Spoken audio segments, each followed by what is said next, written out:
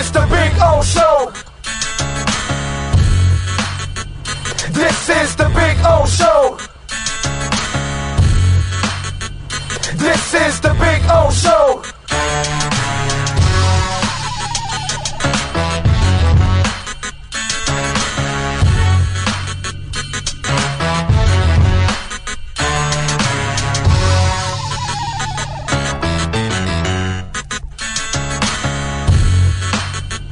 This is the Big O Show. This is the Big O Show.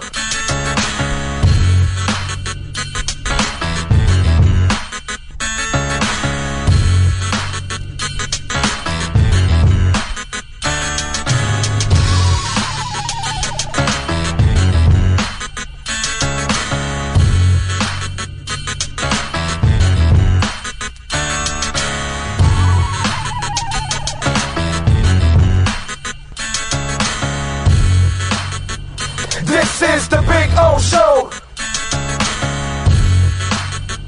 This is the Big O Show. This is the Big O Show. Welton Rayom has more than 62 years of litigation experience. Welton Rayom has more than 62 years of litigation experience handling insurance disputes. They're committed to resolving even the toughest insurance claims quickly. Call them for a free consultation. 954-966-4646. At Welton Rayom, they don't get paid unless you win. Property damage claims to your home, business, or condo as a result of a hurricane. Welton Rayom can help. Water, mold, fire, smoke damage, Welton Rayom can help. Call 954-966-4646.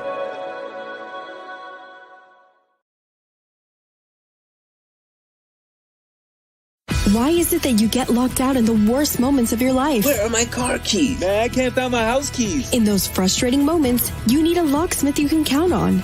A. Lenny Locksmiths in South Florida, from Miami to Port St. Lucie. In Central Florida, A. Lenny locks it down in Orlando and Tampa Bay. Lockouts or lock changes for home or business, car key replacements, and programming all model cars. 24-hour service. Call them at 855-869-5625. Go to the website at alennylocksmith.com. Oh, great. You have a doorbell camera. Now you have a front row seat to your house getting robbed.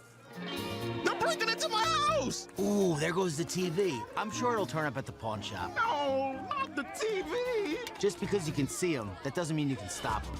With Slogans, you get 24-hour monitoring, a free home security system, and professional installation. Plus, free doorbell camera, one that'll actually work for you. Get out of my house! Get out of the house! Call 1-800-ALARM-ME.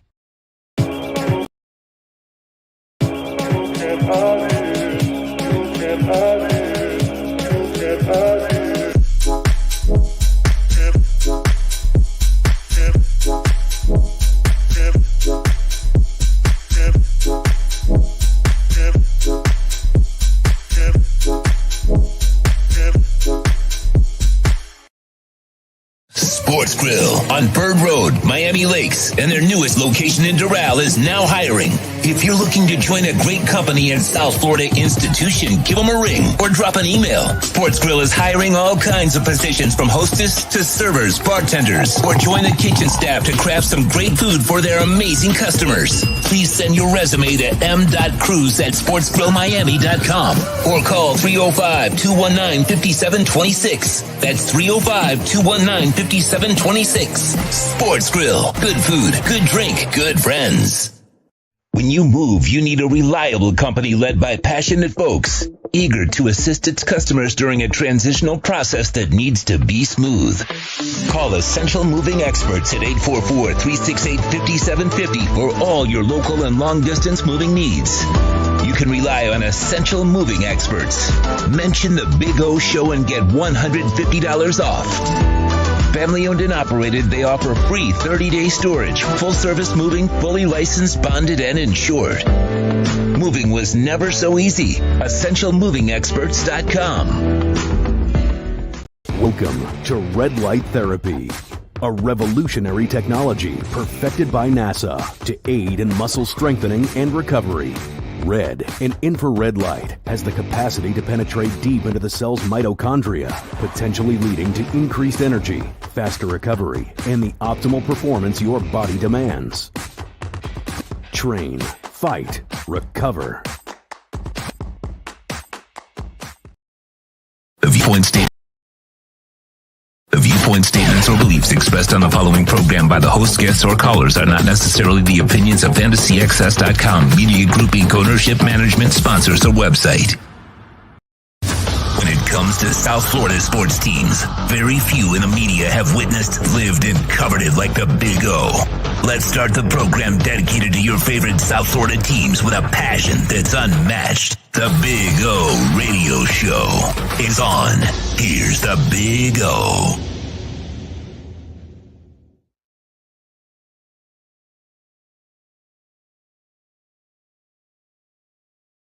And roll and wake everybody up here at Hialeah Park. Yes, second floor poker room. Come on out. Place a bet. Enjoy yourself out here at Hialeah Park with all of the gaming action going on. Good morning, boys and girls. We are ready to rock and roll once again this morning. We got a loaded show for you today. Sean Stanley mastering this program every single day. How you feeling? You feeling good? You're ready? I'm ready. Knee is drained and ready to go. I'm ready to go. All right, there you go. He had a knee drain after Vegas. That's what he does for all of you. Okay? That's the sacrifices that Sean Stanley makes, okay? Knee drain and everything. There you go. But he needs that red light so badly. It's amazing. I don't know how you didn't bring that wrap with you on the road. I got to tell you. Anyway, so the tough guys with me, as always, getting it done, and we appreciate all of you. We got just an absolutely sick lineup today. David Dwork will step in at 10:30 with our lockdown segment. At 11 o'clock, Marcel Louis-Jacques is going to step in.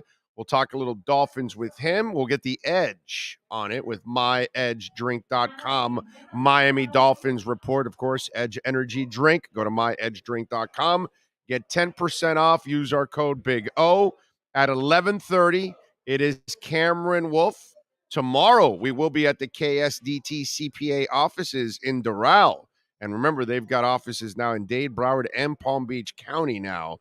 KSDT. So Cameron Wolf will be joining us at 11:30 to talk a little Miami Dolphins. At 12:30, Michelle Kaufman will stop by. We're going to talk a little Inter Miami. And Inter, things are looking much better for Inter. Forget about the friendly. The friendly was a good thing too, by the way. There's a lot of good out of that friendly. And then Anthony Chang. Yes, sir. Our liquorsplit.com Miami Heat report at 1 o'clock. That's how we're going to wrap it up today. We are absolutely loaded with guests. We got all kinds of subjects to talk about today on the program. Man, we got a bunch of things going on, so we cannot complain here on a beautiful Thursday morning at Hialeah Park. We're in the second floor poker room, so come on out and join us. And we'll be out here for a couple of hours. Even my wife is out here today for support and everything and all that. Not really, but, anyway, sure, we could just say it for the hell of it. No, but she is here, actually. So she is hanging out with us for a little bit. Secretly, she probably just wants to go down to the machines and just start gambling away is probably what she's going to do. I see Steve Chapman is already in the house. He says he's in Massachusetts, and it's hot as balls. Well, yeah, it could get hot. Yeah. Scott Primus is in. Jamie Zorria is in. He says, Sean Nation from Las Vegas, Nevada, landed last night in Vegas to San Incredible 98 degrees, increasing to 100 overnight. I totally don't like this weather. Yeah, wait till during the day when it's 110 and 109 and 113 and stuff. Yeah, you step outside. It's just a heater, man. It really is nuts out there. I got to tell you. Ricky Butts is in. Ian from Brooklyn in. Samuel Rosa. Isaiah is in. Steven Gonzalez says, much love, Big O. Thanks for giving us another show. You are the best. Hit that thumbs up for the greatest talk show in the world. Let's go, Fins. Very kind of you, Steven. Thank you very much. Too Extreme, Gus 1388, Kyle Cockrell, Omar Lopez. Thank you all. Peaster 83, 6193, Pablo says it's almost here. Yes, Fins Camp is almost here. Jay Gelfin says, always like hearing from Michelle Kaufman. So do we. We love Michelle Kaufman. Dougie Fresh, place your bets, place your bets. Jesse M, John Padilla. Too Extreme says, did Joe Shad move to covering the Jacksonville Jaguars? No. Apparently he was just forwarding a job opportunity for somebody in Jacksonville, not him. But yes, no, but he didn't move. No, he's here. Sean Campbell in Belle Glade, baby. Yeah, Belle Glade's a special place in my heart because I was born there, of course. So I'm a Belle Glade product. And Dinardo Joseph also is in. 6193 says, hot and humid. Humidity is the devil's balls sweat. And Stephen Allen is also in. There you go. So that's a strong start already on the chat board. A lot of the regulars, some new names there. It's always good to see the new names. It's always good to see where you all are watching and checking us out from. I love that. Bitcoin, by the way, still holding strong, just under 23,000 at 22,800, right around in that area. I thought crypto was dead. I thought that's what they said. Crypto was dead. Anyway, so nice to see it bounce back. All right, lots of things to talk about on the show. And tonight, or actually, shall I say this afternoon, the Marlins are going to get going here. You know what? And we got a couple of hours left. Let's let people prepare for all of this, Sean. So why don't we do our liquor split matchup of the afternoon? It's time to tap that app. And no one loves to tap that app like the Big O.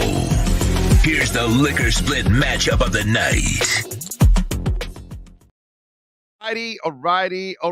By the way, Ethereum holding strong in 1,500 already, man. That thing has climbed quickly. All right. Today, the Marlins get back in action. Now, they're only playing one game, then they start a new set tomorrow. But this is a makeup game against the Rangers. And John Gray is on the mound. He is towing that slab at 6-4 with a 3.71 ERA. Pablo Lopez, 6-4 with a 2.86 ERA on the mound. A 110 start. The line for this game, Miami is favored by a 1.5. The over and under is 7 runs. Texas is minus 105 on the money line, and Miami is minus 115 on the money line. So, in other words, Miami is slightly favored here at minus 115. I'm not going to touch the money line here because I don't have conviction either way. But I am going to go here with Texas. I'm going to take the 1.5 runs. Texas can score some runs. They've got a decent offense. Now, Pablo is fantastic. And he probably will be fantastic today. But the problem is Jazz Chisholm playing? No, I don't think so. So I don't know if they have enough offense. And that means you've got to win by 2 runs. And they could do that with Pablo pitching. But I'm going to lean to the Texas side here, that even if Miami wins, they might eke one out. And I saw Don Mattingly talk about it. He had a stern talk with his team about the second half and this and that. And I got to tell you this. Look, I'm not a Mattingly fan as a manager. Definitely as a player, I think he was a pro's pro. He is the example of what most baseball players should be and how they should handle themselves on the field, off the field. Don Mattingly is impeccable. Great player, okay? But he also seemed to have some bad luck because right when he retired is when they went on their run to start winning a bunch of titles again. But and Mattingly, for me, some guy sent me a text the other day. Oh, do you think they should change managers? Even though I'm not a Mattingly fan, I think you can only ask so much from this team. And I got to tell you something. For him to be close to 500, he hasn't really done a bad job. They are what they are, and they don't have enough offense. And unless the manager can step into the lineup and also hit 50 bongs and then at the same time drive in 120, then yeah, maybe that could help out. But outside of that, there isn't a manager that is going to get more offense from these guys when they don't have it. You know what I mean? So as much as I'm not even a Mattingly guy, I don't think you can get much more out of this team. And I certainly don't believe they're a playoff team. And I've said this over and over again. I've said it that if you can even get to 500, that would be one hell of an accomplishment for this baseball team, considering the talent that you have. And because you lack that offense, I've got to go with the Texas Rangers plus 1.5 runs today against the Marlins. And by the way, if you're going to order some drinks today, man, download it, Liquor Split. I'm telling you, it is Miami's own liquor store, whether you're in downtown Miami or in Coral Gables or in Virginia Gardens or the Roads or El Portal or Morningside or Virginia Key or Key Biscayne or Omni or West Miami. You pick up that app, iOS or Android, Liquor Split. Use our code BIG015 and you're going to get 15% off your first order. Download the app, Liquor Split, and get your favorite liquor there. Whiskey, wine, you name it, rum. They've got soft drinks. They've got chips. They've got some what's it called? Some smokes too for you. Whatever it is that you need, they've got a bunch of things there. Tap that app, iOS or Android. Liquor Split. That's our Liquor Split matchup of the night. The matchup of the night is brought to you by Liquor Split, Miami's own online liquor store. Liquor Split. Download then tap that app and get your favorite liquor delivered to you for just $2.99. No risk, no drinking and driving. Tap that app with Liquor Split. Nelson Alfonso says, Orlando, good morning from under the Palmetto by Tropical Park, living out of a cardboard. Well, Nelson, if you have a GPS, you can still order Liquor Split right there to that cardboard. In fact, a little whiskey and a cardboard kind of goes hand in hand. Oop, I hit the camera accidentally there. I hope I didn't screw it up. Oh, well, there we go. Justo's out in Los Angeles. Oh, he says Westchester and building. Oh, okay. I guess LA was something else there. Good morning, Big O. How's that shoulder? Try that pillow cube. Pillow cube? What's the pillow cube? My pillow's not the problem. Send me a link. I have no idea what the pillow cube is. Go to send it to Big O Radio Show at yahoo.com. No idea what the pillow cube is. But, Lisa's in the house. Greetings, O and Sean and Finn's Nation from hot and steamy Rochester. GP Trap, here we go. Jimmy Garoppolo to Miami. Who's talking about that silliness? GP Trap, that's not true. For Side Sleeper Pro. Get better sleep, wake up happier. The pillow cube. I see. So it's stiff enough that it holds up so you're not putting all the weight on your shoulder, apparently. Okay. All right. And they have the Pillow Cube Side Sleeper Mattress Hybrid. Only $15.99. Yeah, baby. So Side Sleeper Pro, huh? How much is it? How much is this? $129.99 for this pillow. Holy shit. That's a hell of a pillow. They even give you an option of paying in 4 interest-free installments there, Sean, of $32.49. Inventory is low. More on the way. Fall asleep faster. Stay asleep longer. Stop neck pain. Stop back pain. Wake up happier. It's Pillow Cube. Yeah, we'll look at it. We'll look at it, but that's a $130 pillow, bro. I don't think I've ever spent that kind of money on a pillow. God, that's a lot of money, man. That's a lot of money. Rosendo is in. Sal says Jimmy better than Tua, way smarter. I don't know what that means. Good morning, Big O. Did you catch the Hialeah reference in the All-Star game? Yes, we talked about it yesterday. So, yes, it was in the show yesterday. Of course, I'm a T-bread. Brought it up. That pillow better come with sweet dreams. Yeah, I'll count on the wife to give me the sweet dreams. That's what I need. The wife will give me the sweet dreams. I need the pillow to keep me away from the pain. You know what I'm saying? So, I spent over $100 on a pillow. It was a Tempur-Pedic pillow. Best pillow ever. Okay. I mean, when you talk about sleep, it probably isn't an expensive thing. Like if it's going to provide what you need, then yeah, it probably makes a lot of sense. Yeah. I would imagine that pillow cube doesn't like get squashed. It keeps it elevated so you have the distance between. Yeah, I guess. I don't know. I'm going to go with that at least.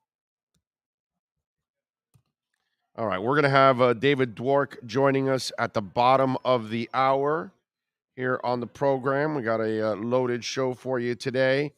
Got several things to talk about too on the program, so we'll get into that also. Tom Pelissero reports that yesterday we played that video for you and everything of the trainer saying that Debo's about to get paid. Did you remember that, right, Sean? Okay, so did you see the Tom Pelissero report now? So Tom Pelissero comes out and says, not so fast, my friend. There's no deal imminent right now going on with Deebo Samuel and the San Francisco 49ers. So the trainer's there saying he's about to get paid, right? And Pelissero says absolutely nothing is imminent between Samuel and the Niners in contract negotiations, and it's unclear whether Samuel will report to training camp Tuesday without an extension.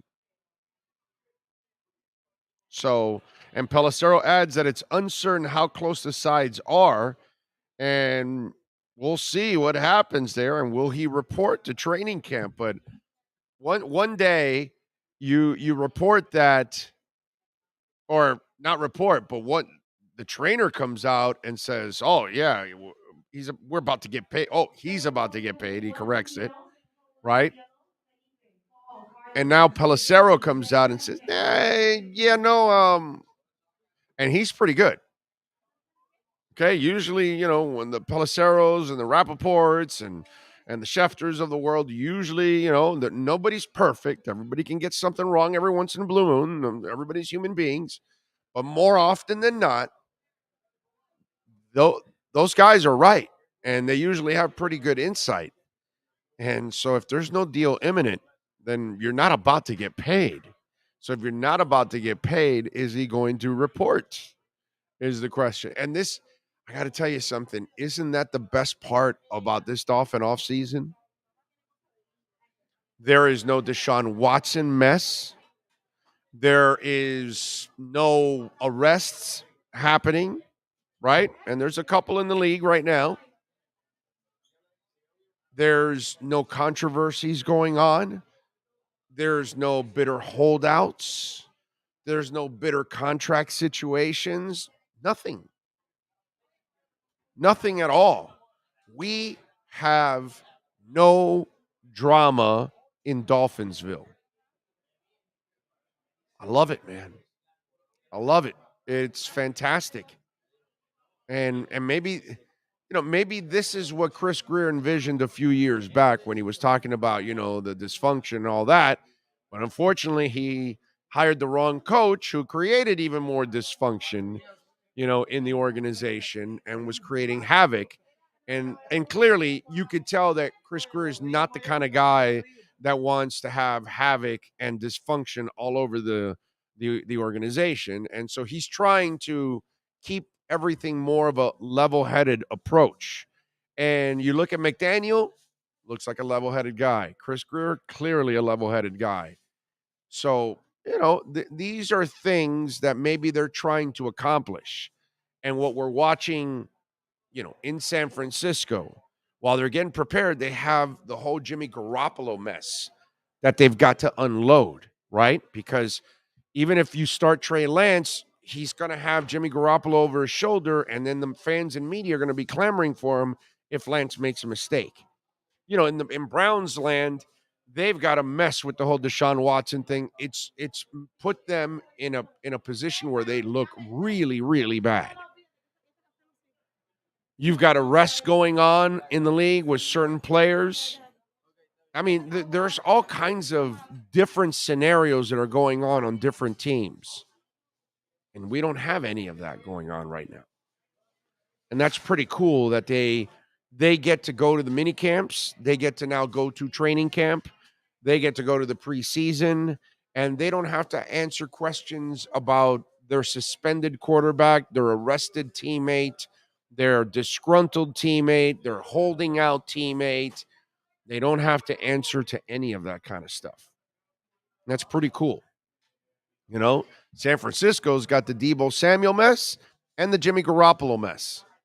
And so those are distractions that they've got to deal with along with trying to prepare for the season. Less distractions, less issues, better off, and maybe you'll just have a better season. We'll see.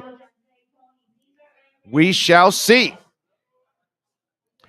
Big O, your thoughts on ESPYs? I don't watch it. I don't really care, bro. I saw the snippet from Steph Curry on the shot at LeBron, but outside of that, I don't watch the ESPYs. I don't give a rat's ass. So I'm not the right person to ask about that stuff, man. Macintosh says, Big O, I am crazy for thinking Sony Michel's roster spot is not safe. Of course not. He's an injury-prone running back.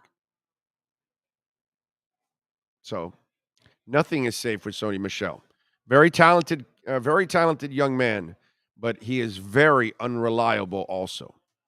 So his roster spot is not steady because he is not consistent. His body does not hold up, which most of us would break down in this league. But Sony Michel can't stay healthy. So that's the bigger problem with Sony Michel, is that he can't stay healthy. And fumbling. He's also had fumbling issues too. I sleep better without a pillow. Been sleeping without one for years. I think we're all different, 619. T-Breads down, Stingeries up. We stole all the talent from all the schools and transferred them to ours with fake addresses. Go Stephen Blake. Well, you're a little off there because Stephen Blake was a Killian kid. Listen to me. Was a Killian kid that was supposed to go play with Schaefer and Killian.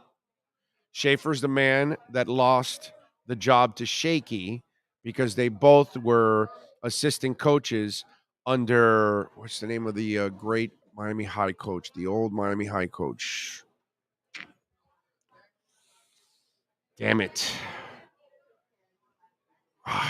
Forgetting anyways. So Miami High had this great coach before Shaky. And Kaufman was always pissed about that. But anyway, so this kid was supposed to play for Killian, and he went and played for Miami Lakes. And if you remember, Stephen Blake goes to Miami Lakes. Oh God, I hit the camera again. And Rudy Glass is there, huh? What is it? What? Carlton? No, not Bobby Carlton. No, I forgot. Somebody will. Bye, love.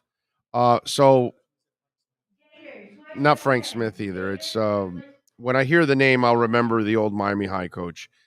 I'll remember it. It's just one of those things that it's so deep into the memory bank right now. No. That's after. It's the no Schaefer. That's it. Nice. Schaefer. Thank you. Well, it takes a Miami High grad to remember. Schaefer gave the job to Shaky over Kaufman. Kaufman and Shaky were both assistant coaches to Schaefer.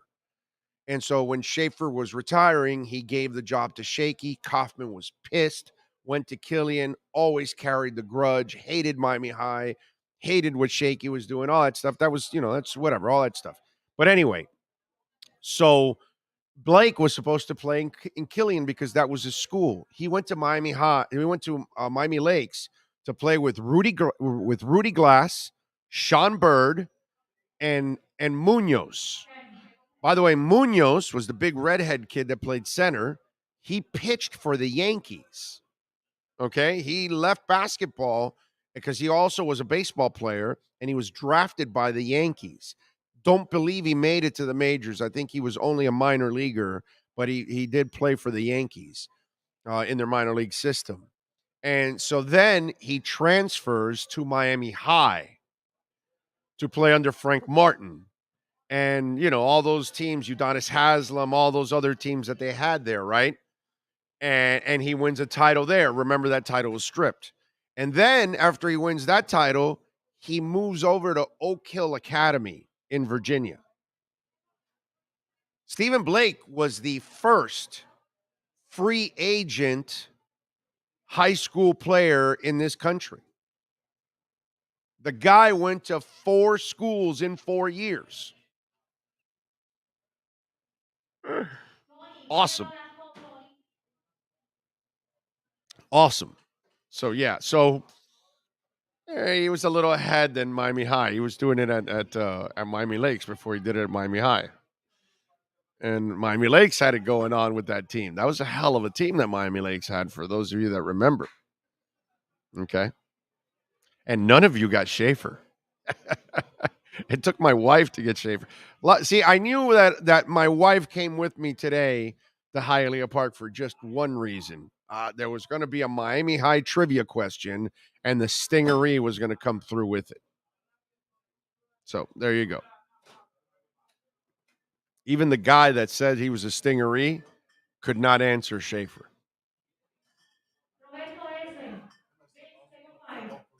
You were looking at what? Oh, no, yeah.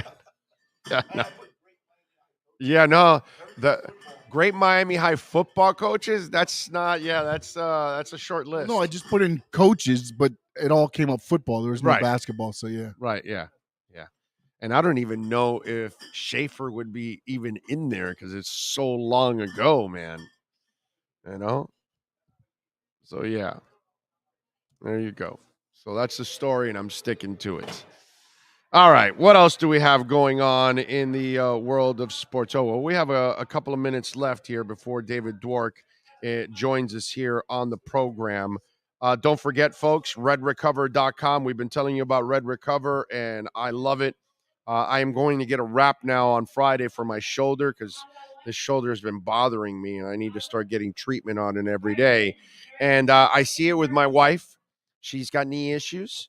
When it rains, when it gets cold, she's got some arthritic issues, and she uses her Red Recover wraps on her knees every day for 15 minutes, and it alleviates her pain and it makes her feel a lot better so she can be more active and move around.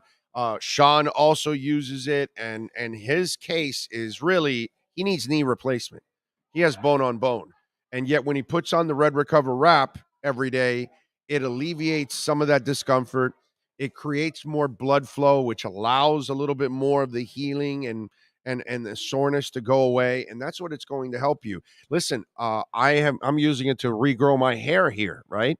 Because I was getting the natural yarmulke, and now I am growing my hair here, right? And so now that I'm doing that, one of the other things that it does is it promotes blood flow also in your brain too at the same time. So it helps you in the process. So a lot of this There's a lot of positives to it. So if you're having shoulder pain, back pain, knee pain, ankles, elbows, we've got the wraps to help you. We've got the wraps to help the dogs. So if you front, back legs, those hips, they get arthritic issues as time goes on, you can use those wraps 10, 15 minutes a day to help also your dog too, so they can have a more productive life as they, continue their journey in this world. So if you want to get 10% off, use our code BIG-O. Go to redrecover.com, and it's going to help you, man. It's ideal if you're suffering from chronic pain, such as arthritis, neck, lower back discomfort. 15 minutes a day. It's 100% natural and no side effects. Even the kids can use it. And they've got sprains and strains running around all summer long. Go to redrecover.com. Check out the blogs. Check out the video blogs. Check out Hayden Hurst, first-round tight end for the Cincinnati Bengals. He uses Red Recover to also recover from his daily routine, because it's not only about injuries, it's also about recovering from workouts. redrecover.com. All right, let's take a very quick break here. Give me 1 minute. We will have David Dwork joining us next in our Lockdown segment.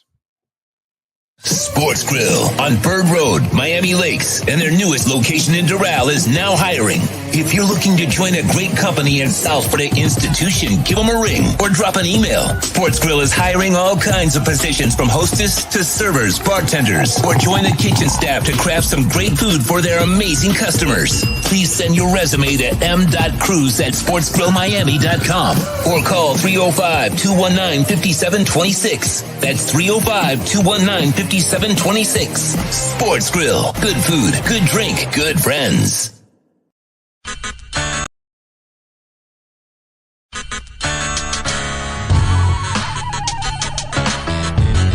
The Big O Radio Show is looking for partners to join our growing platform. If your business is ready to reach an audience that starts in Florida, crosses the nation while expanding internationally, this is the program that provides that vehicle. The Big O Radio Show is ready to broadcast live anywhere in the world to represent your event or product. To reach out by phone, 786-754-4664. That's 786-754-4664. Or email bigoradioshow@yahoo.com. Help us grow as we provide the content and personal connection corporate entities will never achieve.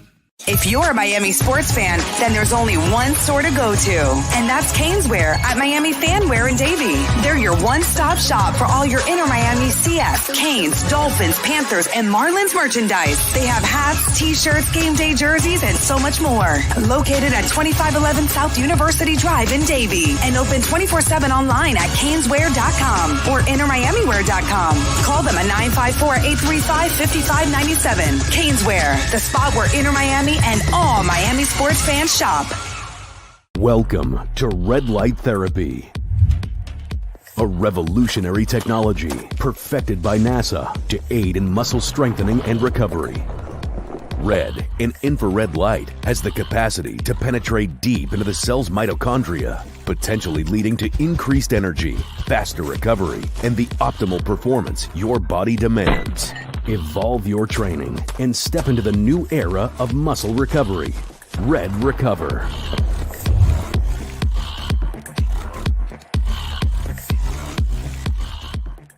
Why is it that you get locked out in the worst moments of your life? Where are my car keys? Man, I can't find my house keys. In those frustrating moments, you need a locksmith you can count on.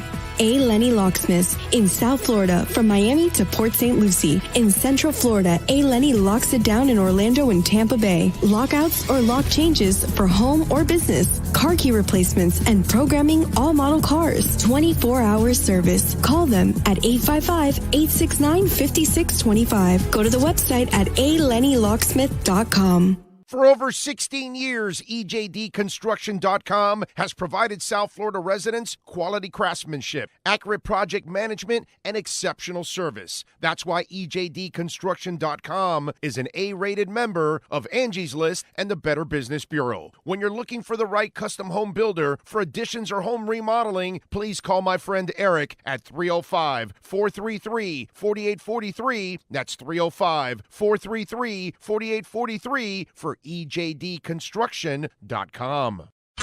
The views Statements or beliefs expressed on the following program by the host, guests, or callers are not necessarily the opinions of FantasyAccess.com, Media Group Inc. ownership, management, sponsors, or website. Time for the Lockdown segment with Florida Panthers insider David Dwork. This lockdown is brought to you by A. Lenny Locksmith Services. Count on them 24 hours a day. Go to the website at alennylocksmith.com. Here's WPLG Local 10 insider David Dwork. There he is, the man, the myth, the legend that is David Dwork. And don't forget to subscribe to Chirpin' the Cats podcast.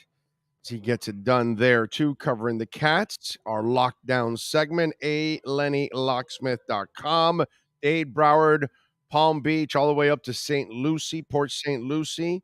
So if you're in Miami, all the way up to Port St. Lucie, make sure you call him at 855-869-5625 if you get locked out of your home or locked out of your car. How you doing, my friend? You doing good? All good over here. How you been, man? Good, bro. You recovered from the vacation? Because usually you need vacation from the vacation, right? Yeah, I have not recovered. It's been a long, with a couple ups up north and everything, and I'm dealing with some fake stuff. We're getting some funky sounds from you. It's getting garbled a little bit. Say a couple things. Yeah. Go ahead. Give me a couple of words there.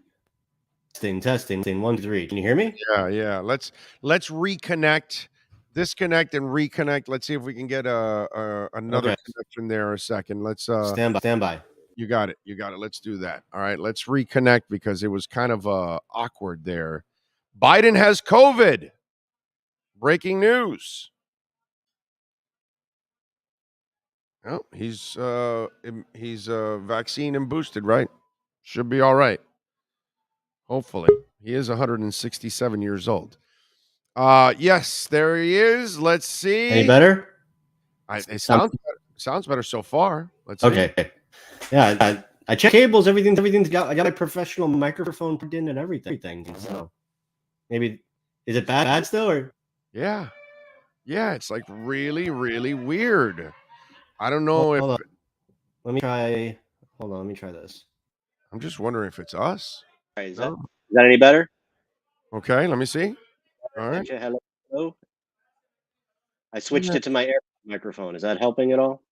I don't know. Let's see. Let's continue and we'll find out. All right. So let's get into a little Cats. Obviously, it's what we do here on this segment. David, walk us through because this feels like a Marlins offseason. You know what I mean? It's like I'm sorry, you know what I mean? Like, yeah, but when are the Marlins ever defending league champion, regular season league champion?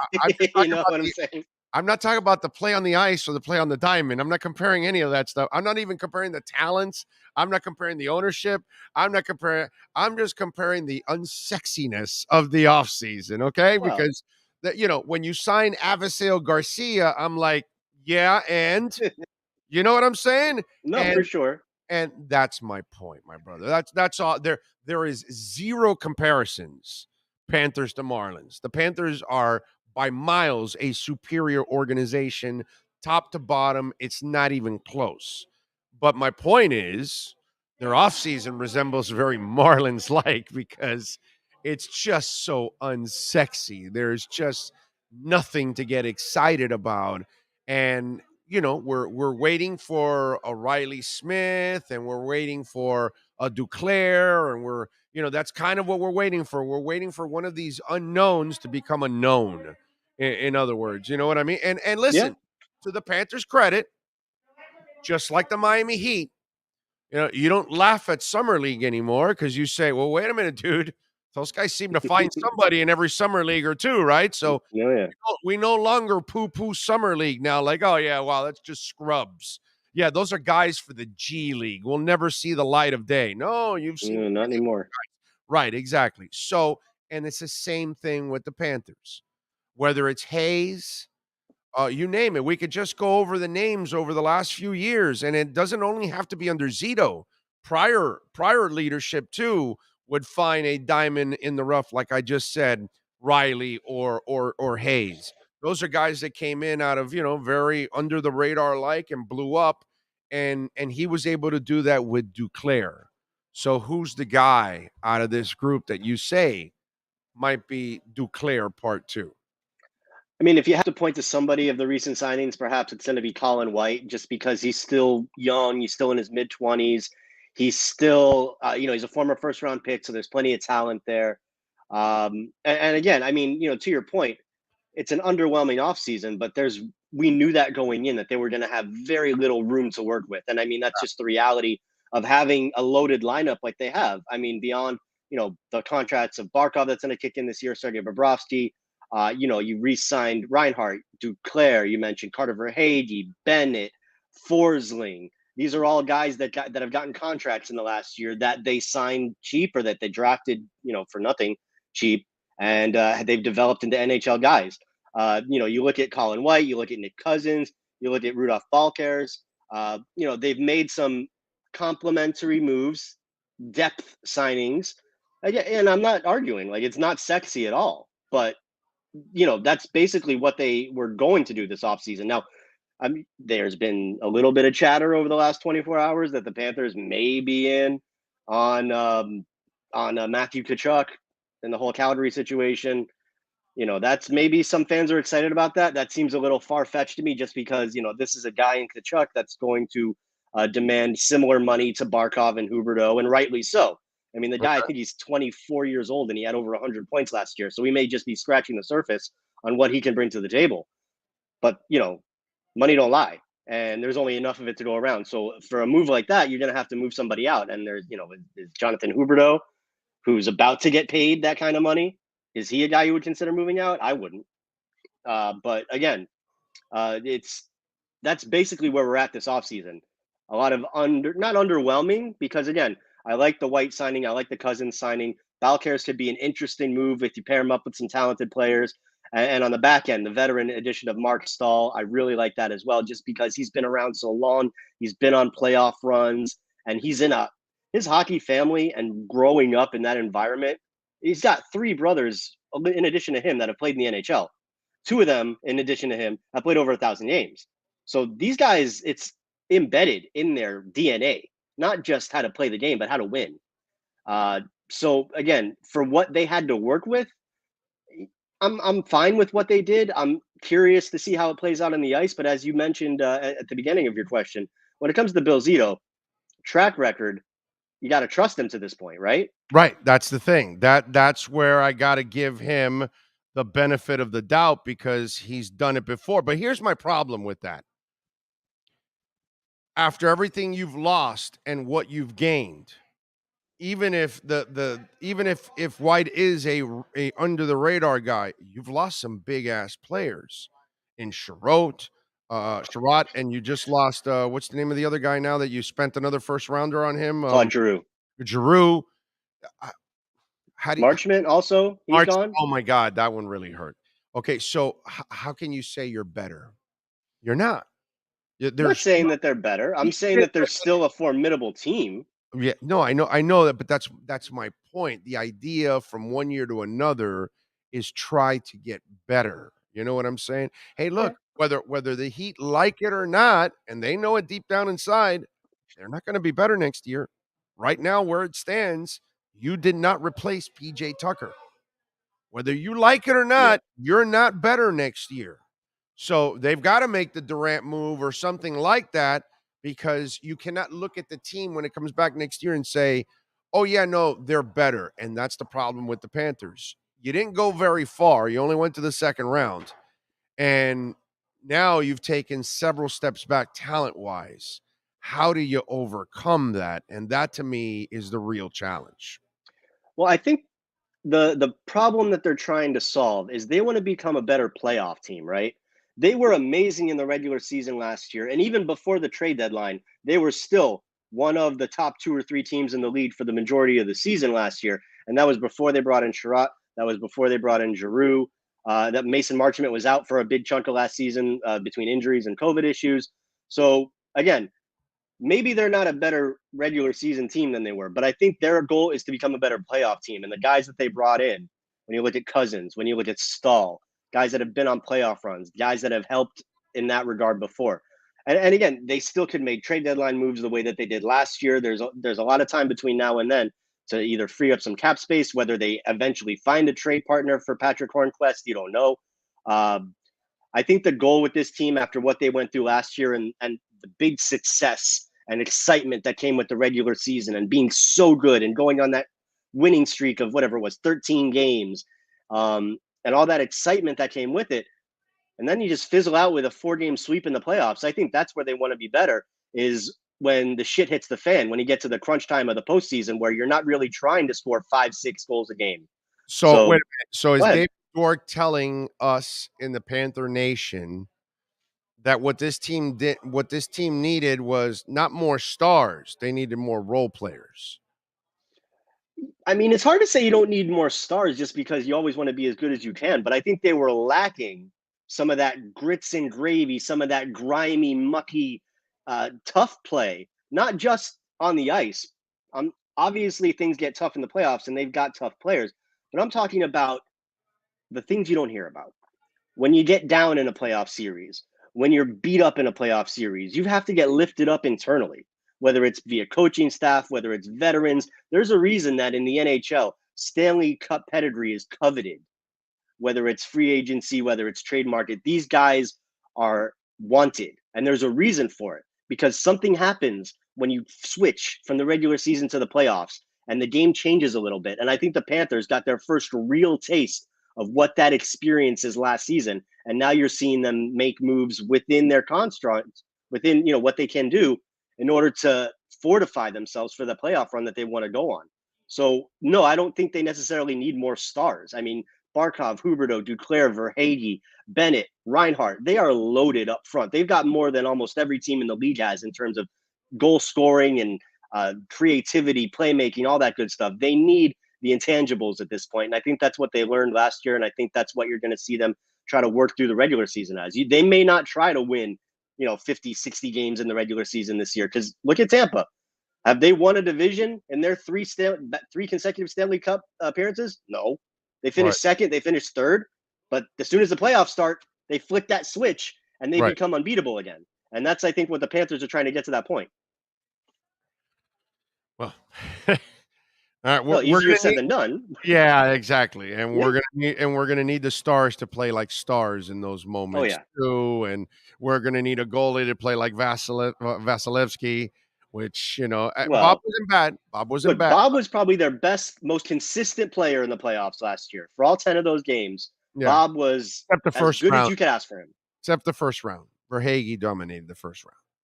No, I think even in the first round, I thought Bob was okay. I don't think he was giving up those cheap Verhaeghe was goals. A better player. Verhaeghe was the MVP of the first round.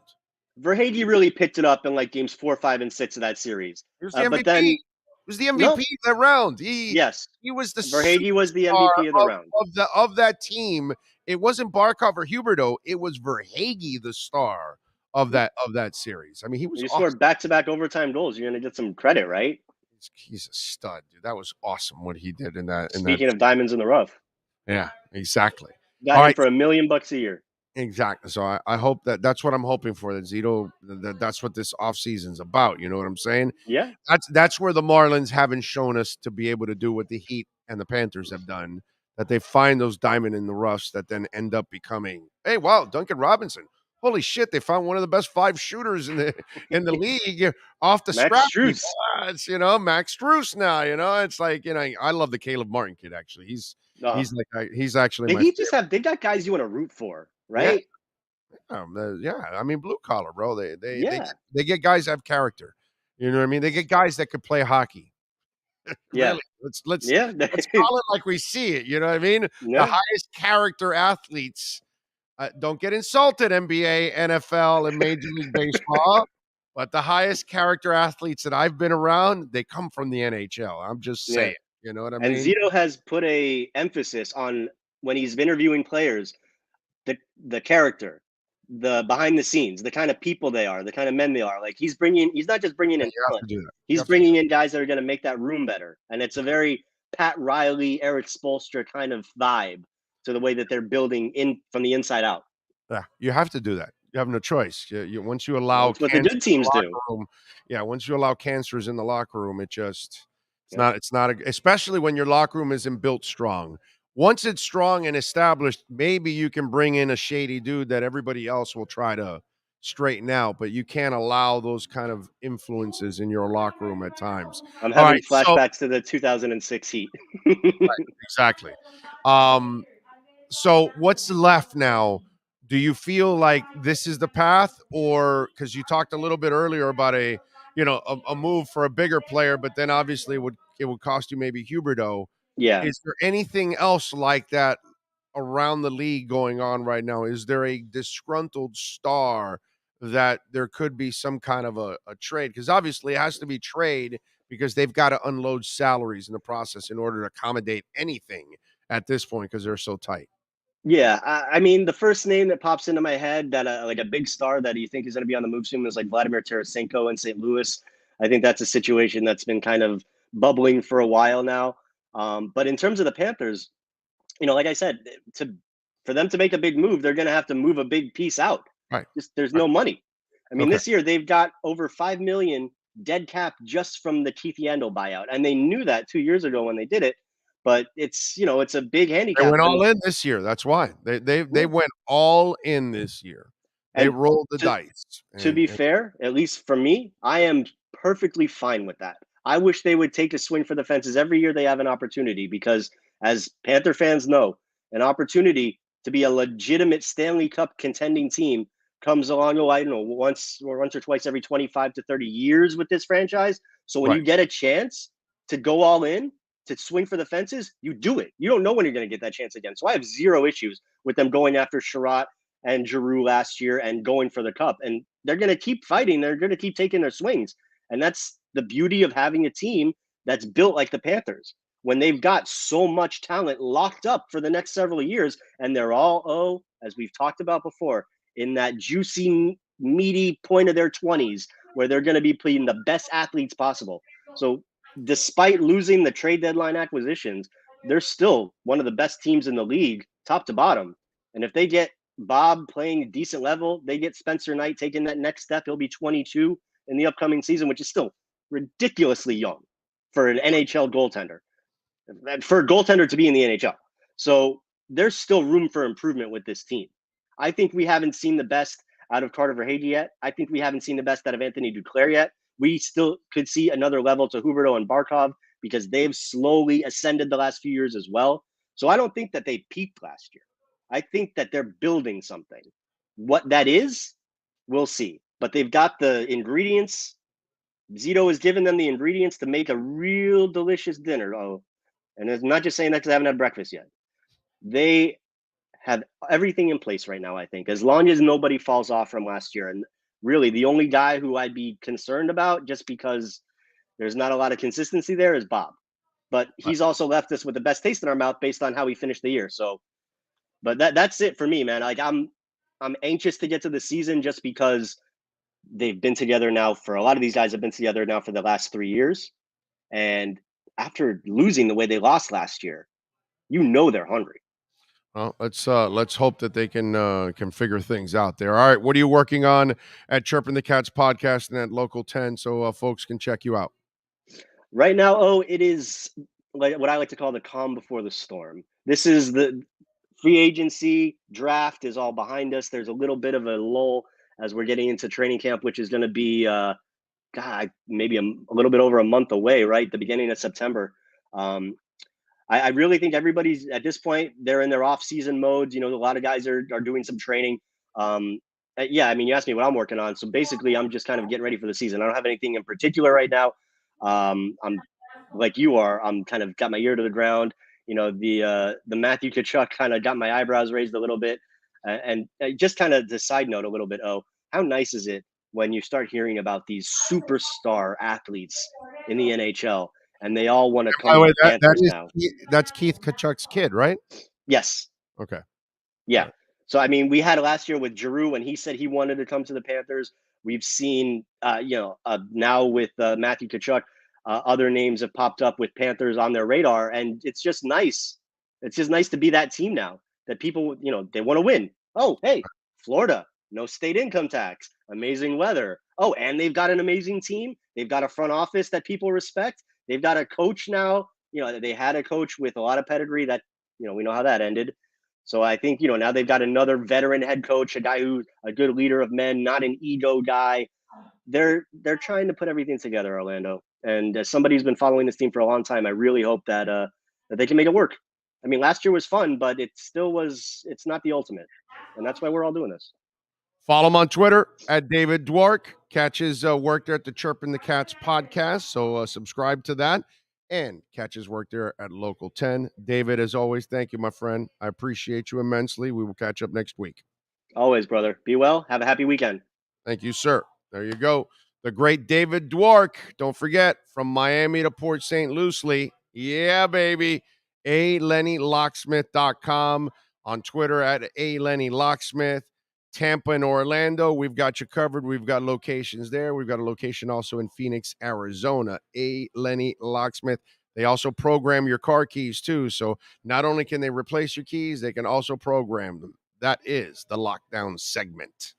This has been the Florida Panthers Lockdown segment, brought to you by A. Lenny Locksmith Services. Count on them 24 hours a day. Call 855-869-5625 or go to the website at alennylocksmith.com. Right. I like when some of you out there, you spout off about stuff that you don't know, kind of like with crypto, when we get some of you idiots that, you don't follow it, you don't really invest in it, you don't really know about it, because most of you don't know anything about crypto. But the ones that don't know, but then you're a smartass and you think you know everything. Oh, yeah, no, that's not real. And then you're constantly proven wrong. Well, Sergio Ramos has stepped into that realm where you just shoot something off the hip, or shall I say, pull it out of your ass, and you don't know what you're talking about, because obviously you don't follow the show on a daily basis, because if you did, you would have seen it already and you wouldn't have said anything. So he says about red light therapy there, Sean. He says, oh, come on, man. You're balding because of age. Okay, he's right. I'm balding because of age. No red laser is going to help you with that. Really, Sergio? Okay. Would you like to pull up the before picture about a year ago now with my head? Let's show you the back, show you the natural yarmulke that I was developing in the back of my head. You might want to take off Red Recover there. There you go. You see that there, Sergio? You see? That's called before pictures. Okay? Now let's go with the after pictures. Now, this is the late. Well, I have to take a new one to even give you another update. But this one I just took about, 2 months ago, a month and a half ago. Go ahead, Sean. Show them the follow-up now to my my beautiful yarmulke now. Go ahead. Here we go. Here's part 2, Sergio. I'm not saying that it's going to work for everybody, because there's no guarantees it'll work for everybody. But there you go. You see how now there's only one little patch when there was a big patch. Now I'm hoping that section there, although I was thinking about it, that divide you have in your hair, it kind of loops to that middle part. So it's just that left side there. But you can tell there's more hair growing there. I don't know, but that looks like more hair than the other one, Sergio. So, I get it, my brother. It's hard to believe, because it was hard for me to believe. Trust me, when I'm putting the hat on for the first couple of months and you don't really notice much, you're like, what am I doing? Am I wasting my time? But then as time goes on, the therapy continues, the light continues, and it's 3 different wavelengths of lights that are inside that hat. And you wear it 15 minutes a day. Now, Sergio, okay, here's the thing. You're not going to grow it everywhere. Las entradas here, this part here, as we call them in Spanish, las entradas. This has been dead for so long. This I just started losing in the last 2 years. So because it's recent, I think I've been able to save some of it. But this, I haven't been able to save. And I put on the hat every day for 15 minutes, and it has not grown here. So I'm not going to lie to you guys because that's not what I do. I'm not a bullshitter. So it has worked for here. Again, it's not perfect. It's not going to work for everybody every single time. So you can order the hat, and hopefully it works for you. It's great for women too, by the way, because women, not only, think about this. Not only have I gotten hair here, don't you think it's also filled out in other places? Of course. Of course, the hat is helping in other places too that I wasn't even, it's probably giving me more hair here, more hair on the sides and all that. But I obviously needed it here because I was developing the natural yarmulke. And somehow or another, it has started to grow back. And I continue to use it. So it does work. Okay. May not be perfect. It may not work for everybody. And again, if you've been bald for 5, 10, 15 years, I doubt it's going to. You could try. It might resurrect it. I don't know. You can try.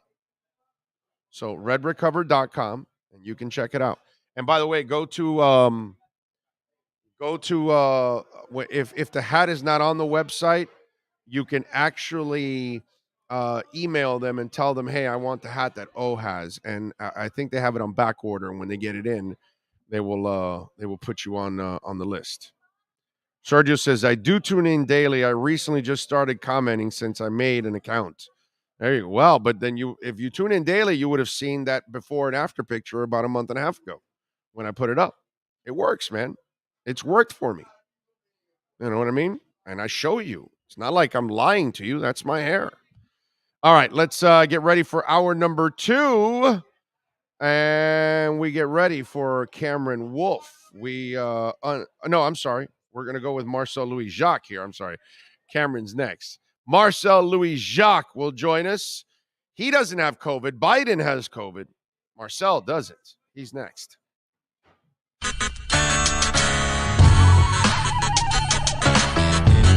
If you're a Miami sports fan, then there's only one store to go to, and that's Caneswear at Miami Fanwear in Davie. They're your one-stop shop for all your inner Miami CF, Canes, Dolphins, Panthers, and Marlins merchandise. They have hats, t-shirts, game day jerseys, and so much more. Located at 2511 South University Drive in Davie, and open 24/7 online at caneswear.com or innermiamiwear.com. Call them at 954-835-5597. Caneswear, the spot where inner Miami and all Miami sports fans shop. Sports Grill on Bird Road, Miami Lakes, and their newest location in Doral is now hiring. If you're looking to join a great company and South Florida institution, give them a ring or drop an email. Sports Grill is hiring all kinds of positions from hostess to servers, bartenders, or join the kitchen staff to craft some great food for their amazing customers. Please send your resume to m.cruz@sportsgrillmiami.com or call 305-219-5726. That's 305-219-5726. Sports Grill. Good food, good drink, good friends. The viewpoints, statements, or beliefs expressed on the following program by the host, guests, or callers are not necessarily the opinions of FantasyXS.com, Media Group Inc. ownership, management, sponsors, or website. Time to get the edge on the Miami Dolphins with our Edge Energy Drink Miami Dolphins report. When you want the energy drink that's delicious and smooth with zero aftertaste, you can only order Edge Energy Drink at myedgedrink.com. That's myedgedrink.com. Here's ESPN Dolphin insider Marcel Louis Jacques. All right, there he is, Marcel Louis Jacques. Although John Yang on the chat board says, Big O, I got my Nature Bee Red Recover hat, and Liquor Split is knocking on the door with my liquor and snacks. I'm ready for the show. Oh, and I'm smoking a fat Perdomo. Now, John, all I really need you to do is actually visit one of our sponsors for real. And then that would actually really help instead of just talking about them. But thank you for at least talking about them. Would be nice if you actually use them, because that's how you're going to keep us around, by actually using our sponsors. Anyway, welcome aboard to Marcel Louis Jacques. And, of course, you can get the best energy drink on the planet, myedgedrink.com. Can't find it in stores? You got to order it online, myedgedrink.com. Use the code Big O. Get 10% off. Only 78 calories.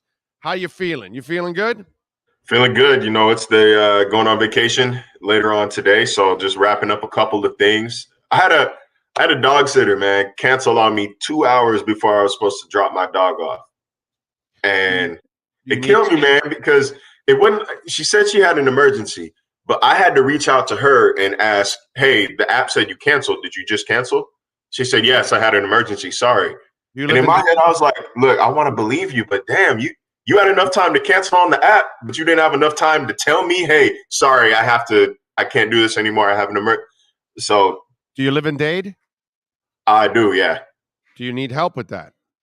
I think I'm gonna just take him to the little dog hotel down the way. It's more expensive.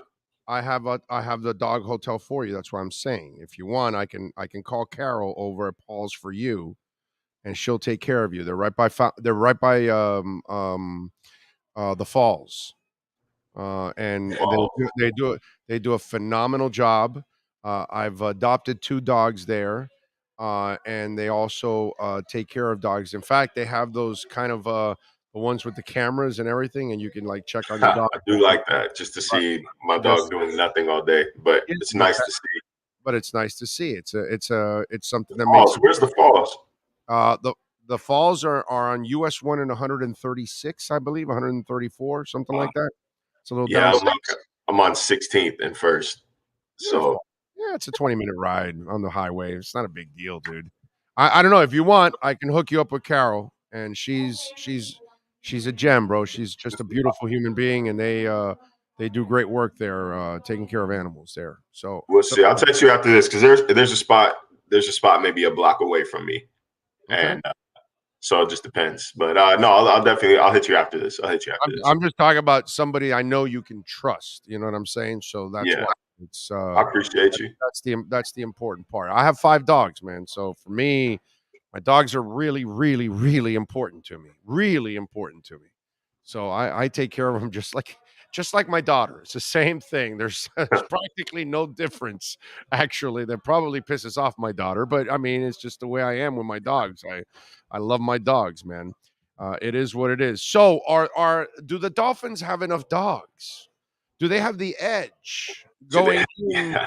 Do they have the edge going into this season now? What do you think? Because one of the things I talked about to start this show today, San Francisco, Deebo Samuel, trainer, we're going to get paid. Next day, Tom Pelissero, no deal imminent. Are you trading Jimmy Garoppolo? When? Because you got to get him out of this room right now, because Trey Lance is going to have to look over his shoulder. The fans, and they're going to complain. This player got arrested on that team. You've got Deshaun Watson dealing with the mess. My point is, there are issues all over the place, right? In this offseason, the Dolphins have no issues, no arrests, no holdouts, no bitter situations, no internal fighting, nothing. Does that give them an edge going into this season? I mean, they are being sued by their former coach. So let's not act like it's not completely. There's nothing in the locker room per se that has zero to do with football. There's nothing in the locker room per se. You're right. There's no holdouts. There's no drama in that regard. It's nice. They've got some dogs on there. They added, Melvin Ingram, Teron Armstead. Most importantly, I think it can't be overstated how critical of an addition he is to this locker room, to a young, impressionable offensive line. I forget who we spoke with. I think it was Austin Jackson, who said, we had some dogs last year too, but no, you didn't. They were pups last year. Now you got alpha. You got a dog, a wolf here that's going to teach you how to live in the wild, how to hunt, how to take your own food. So I think he's the main addition here. Not to mention Tyreek Hill. Tyreek Hill can't be underappreciated, can't be undervalued. I think what he's going to do, the veteran presence, the attitude, the charisma that he's bringing to that wide receiver room, the know-how that he's bringing to that wide receiver room, I think we're going to see a new Miami Dolphins team this coming season. I don't think that they're going to be, I don't know if I would still. I have to see it on the field before I say that they're going to be hard asses. But I think at the very least, we're going to see a lot more confident and a lot more boisterous Miami Dolphins football team in 2022. Do they have because you mentioned it a little bit, do they have the right leadership on all aspects of the team?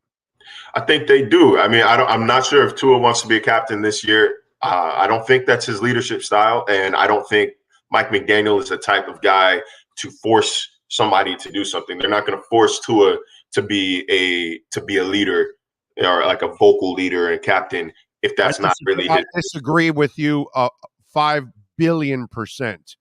I think he's going to want to be a leader on this team with that coach. He didn't want to be a leader because he was going to get neutered by his coach constantly. So to avoid the embarrassment, he stayed away from that position. I think he's going to want that position, and I'm dead sure that he will be voted captain, and he will want to be a captain. We will see when we see it. I just don't want to put that on him before we get to the vote. I'm not going to sit here and set an expectation and say, Tua has to be a leader. He has to be a captain. And then when he's not, y'all gonna come in the comments and say Marcel is being unfair to Tua. We'll see it when we see it. He was a leader everywhere else he was. And in but that some people aren't vocal, rah kind of guys. Some people are just, do as I say, or watch what I do, not what I say. I agree. So Zach Thomas was like that. He wasn't rattling your cage or anything, but he was going to lead by example. He was going to be there way before you. He was going to know all the answers to everything in the classroom. And, he was going to know your assignment and his assignment and tell you where you had to be. You know what I mean? I think that, the one player on offense I know for a fact is going to be a captain is Teron Armstead. I'm willing to state my reputation on it. I think Teron Armstead is too big of a leader, too big of a presence. Not to mention he might be the longest tenured NFL player on this roster. It's a really young roster all the way around. Besides, who? I can't think of any because I'm older than basically everybody on that roster, and I'm not even 30 yet. So there's not a lot of long tenured, long career NFL players on the Dolphins roster. Maybe a Landon Roberts, right? That's it. I'm older than a Landon Roberts, man. Yeah. I didn't think so because he comes off so seasoned, like such a tenured vet. How old is he? I think he's. I always get the feeling he's like a 28 veteran. I think he's 27, 28. Like I'm older than him, and I don't think it's like all that close. Like I don't think it's a matter of months. I think it's a matter of years. Because I remember going through the roster earlier when I started noticing players that were born in 2000 coming onto the field. I was like, oh man. I'm washed, bro. I'm feeling old, but either way, I'm getting off track. I think that Teron Armstead is going to be a captain. I wouldn't be surprised to see Morstead. Good call, Brandon. Thank you, Thomas Morstead, who I would also expect to be a captain. Him or Jason Saunders. For sure on special teams, for sure Morstead will be a captain. And then a sneaky one. Hey, Bromar. By the way, your boy is 28. He was born in 94. Okay? Yeah, so see, I'm a couple years older than him at this point, or about to be. By the way, I did not know this. He was born in the same city that Jimmy Johnson was born. Did you know that? Jimmy Johnson, like the NASCAR driver? No, Jimmy Johnson, the football coach, the former Dolphin coach. Makes sense. They're both from Port Arthur, Texas.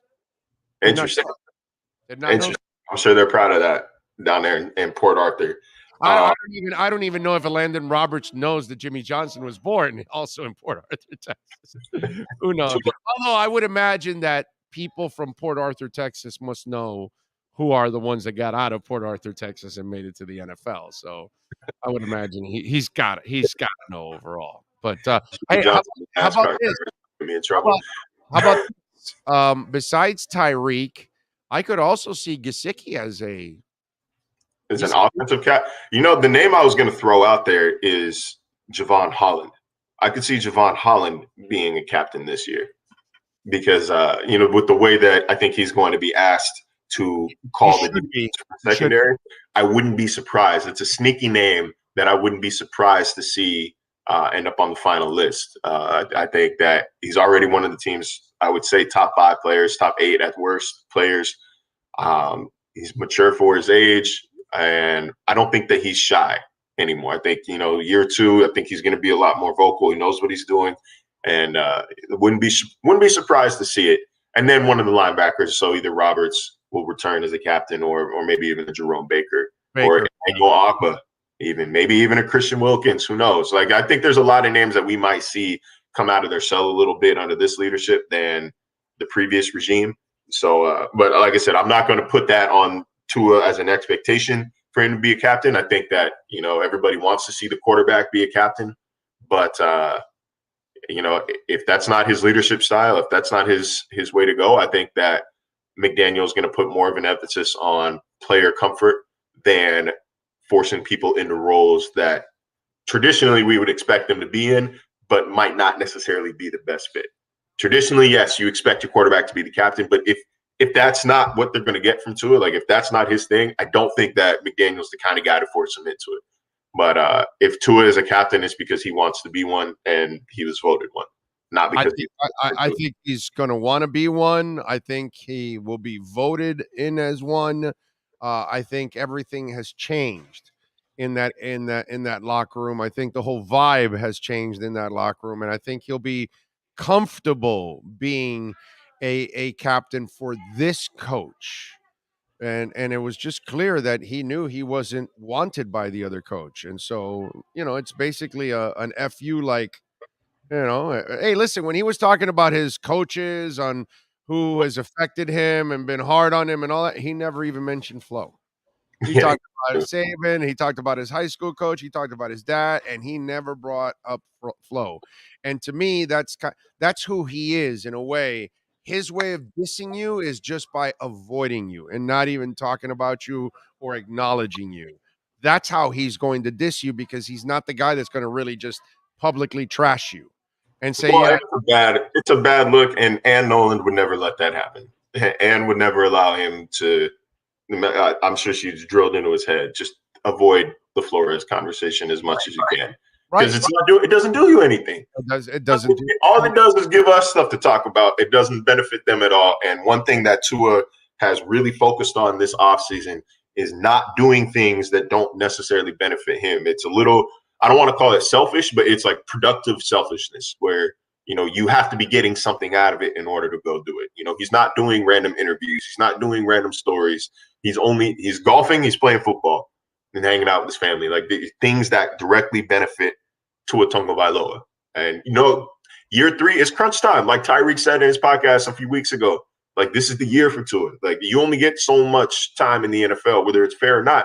You only get so much time in the NFL to prove you belong. Oh, Marcel, that's nothing new. He's always done it that way. It's everybody else that does shit that includes him in it. It's his trainer putting up videos and idiots thinking that he's the one putting up the videos to promote himself. It's other talk from other people in the building, and they think it's Tua, and it's not Tua, it's other people. He's always been like that. He's always going to be protected. You know what? Actually, he's not going to do anything to feed any of the media. He just doesn't do that. He's smart. After hearing the rant he went on the last time we spoke to him, I don't know about you, it looked like money to me. Right? Yeah, that's where he might have a little bit more involvement in Nick Hicks' tweets than we give him credit for. I don't think he's out here crafting them himself, but I think like he might see what he's saying and laugh, like, oh yeah, that's funny. Oh yeah, man, tell them. Or like it's just he's borrowing on things that Tua says in training or that they talk about in training. I don't think that let's put it this way. Athletes are so protective over their brands, right? Over their brand and image. You're not going to let a trainer continuously say things about you that are not true, that you don't at least a little bit agree with. So if Nick was out here capping, Tua would have shut it down either right away or they would no longer be training together. But and not to mention, like, Tua really is disconnected. Like, he really, talking to somebody in the organization, like, they had mentioned the trade deadline to him, and Tua legitimately said, "Oh, when is the deadline?" And it was like the next day. So, like, he is disconnected to an extent, but like, you can tell he's really like that. That he's really he's not like he's not the normal person. Put it that way. The normal person listens to stuff, reads stuff, and they tell you they don't, but they do. He's one of those freaks that really probably doesn't follow up on all that stuff. Luke Kuechly was the same way up in Carolina. Like, it does happen. It does happen. Yeah, it does. It does happen. There are those kind of guys that just tune everything out and they really just don't give a shit. And they just go about their own lives and what they want to do, and they leave everything out, and they live a better life because of it. It must be nice, man, because I'm trying to do that. I'm trying to read fewer comments. You know, the hidden replies to anything I tweet, I'm trying to leave them hidden. I like morbid curiosity always gets the best of me. And I look. In other words, everybody on the chat board, start ripping Marcel right now on the chat board. I'll tell you what, though, I'm going to Orlando. I will be in Disney World. I will be at the Arsenal-Chelsea match on Saturday. I might not tweet for the next couple of days. Or if I tweet, I'm tweeting myself. I'm saying my piece, and then I'm peacing out. So you can tweet. Hey, read me all you want. I'm not going to be there. From Arsenal and Chelsea. You got to tweet something from there. Come on. Plus, my girlfriend's an Arsenal fan, so I might tweet a picture of me in a Chelsea kit next to her just because that's gold tier level antagonizing, instigating. I'm not even really sure I want to be a Chelsea fan. Like, I'm looking for a Premier League team. So that's a good woman. That's a good woman right there because I'm an Arsenal guy. That's my team. I'm Arsenal. I'm Arsenal and Barcelona. So that's a good woman right there. She knows. For a while, I was stuck between Chelsea and Leicester, but I want a team. I want a team that wins, man. I'm a Sacramento Kings fan. I'm an Arizona State fan. I do enough losing. I want to win. Arizona State wins all the time. It's a great party school. Every school is a party school. That's except for like BYU. Yeah, but I hear at Arizona State there really like isn't classes. Like, you know, the rooms are there, but they class. I don't know. I extremely went to class. I don't know. I did both. No, see, the facade of Arizona State is that it's this easy to get into, laid back, easy school. You can Playboy Mansion inside. I heard all it's like an 88 or 90% acceptance rate or something insanely high. Like if you have a pulse, you could basically get into ASU. And the readout classes are women are insanely hot too. I don't know. That's what I heard. Look, I know a lot of people that partied themselves out of school that, you know, flunked English 105, that couldn't write an essay in which basically all you had to do was write your name. Like they're not easy. And we have a lot of good actual schools, the journalism school, the law school, the nursing, the business school is one of the best in the world. Like it is a great school that was known for partying in the 90s and has never really shaken that reputation. But like, yeah, we party in the sense that it's 85 degrees in January and we're going to pool parties when y'all were shoveling snow up north. So, you know, I mean, Miami, it'd be kind of like Miami, I imagine. Like the weather is just always ripe for activity. But no, I got sidetracked. I want to win. So like the Manchester teams are not off the table. City or United, not off the table.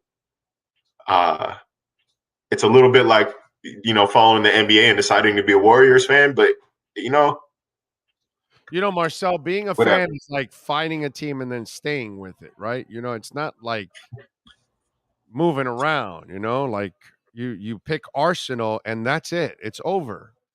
You don't go for with my happiness too. Huh? I see what Arsenal fans are like on the internet, man. Y'all are always upset. We haven't seen anything disappointed since the early 2000s. We haven't seen anything good, dude. But that's part of being a fan. I mean, that's just the way it is. I'm a Dolphins fan. Haven't seen anything good, you know, really good, at least since the 80s and 90s, and championships since the 70s. But that's my team. I got to stick with my team, you know. I think, like, I want a team that's going to contend internationally. I want to watch them in the Champions League. I want them to, you know, have a chance at winning the FA Cup. Like I want to watch success, man. I want to watch success. So then jump from Chelsea and then Liverpool and then Man U and then, you know, whatever team, Barcelona, whatever team is the hot team at that moment, you just get on there. That's all. That's it. Just ride the wave, baby. That's how that you're looking to have the ultimate edge now. So you never lose. Exactly. I always want to win. I'm only a fan of the team that won. That's it. I love it. And by the way, you can win too by getting 10% off and ordering the finest energy drink on the planet, myedgedrink.com. Can't get it in stores. 78 calories only. Delicious, smooth, and zero aftertaste. myedgedrink.com. Use our code Big O and get 10% off. Enjoy your vacation, my man. We will catch up with you next week. You can tell us about Chelsea and Arsenal. Appreciate it, man. Thanks for moving me up today, and I'll see y'all on Monday. You got it. You got it. There you go. Marcel Louis Jacques. Now you have the edge. You now have the edge on the Miami Dolphins with the Edge Energy Drink Miami Dolphins Report featuring ESPN's Marcel Louis Jacques. Get the energy drink that's delicious and smooth with zero aftertaste. You can only order Edge Energy Drink at myedgedrink.com. That's myedgedrink.com. Out there, as always, keeping it locked here on the program. Thank you out there. What else do we have here? If you want to get in, by the way, on the Welt and Realm text line, that's 855-912-1056. That's 855-912-1056. If you want to get in on the Welt and Realm text line, Tyler Hero impacts trade talks. Hero's polarizing game sits at the center of any Heat blockbuster. ESPN is reporting. Interesting. Let me see what we got here on L text line. Somebody's sending me something about Bloomberg and crypto. What are you guys sending me here? Crypto regulation bill unlikely to get Senate vote this year, says Loomis. Good. If you don't want to do it, that's fine. We can buy more time and I can, stash and stake. What the hell? I am not worried about it at all. Whether they like it or not, it's been unleashed, and they can't put the toothpaste back in the tube. It's over. So, what can I tell you? Big O, I see Foo Fighters this Sunday at Philadelphia. I was going to see the best rock concert in Philadelphia the past 30 years, but I'm still hurt of Taylor Hawkins passing, says G in Pennsylvania. Nice. Foo Fighters. I like it. Taylor Hawkins, that's just a sad one, man. Sad. Big O, for different reasons, never got to see ZZ Top, finally did recently, and Billy was on fire. Did you ever see him and BFG's Cuba Jazz special? No, I have not seen that, but I have seen ZZ Top a ton of times. I haven't seen him. I have not seen now ZZ without Dusty Hill. That's one thing that has changed. I have not seen that. That I need to check out. What else do we have here going on in the world of sports? 855-912-1056.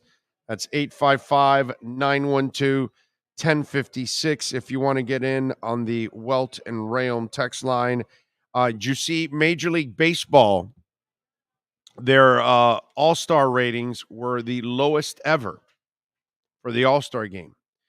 Now, remember, the All-Star game in baseball still does better than all the other sports because it still is the only real game out of all of them.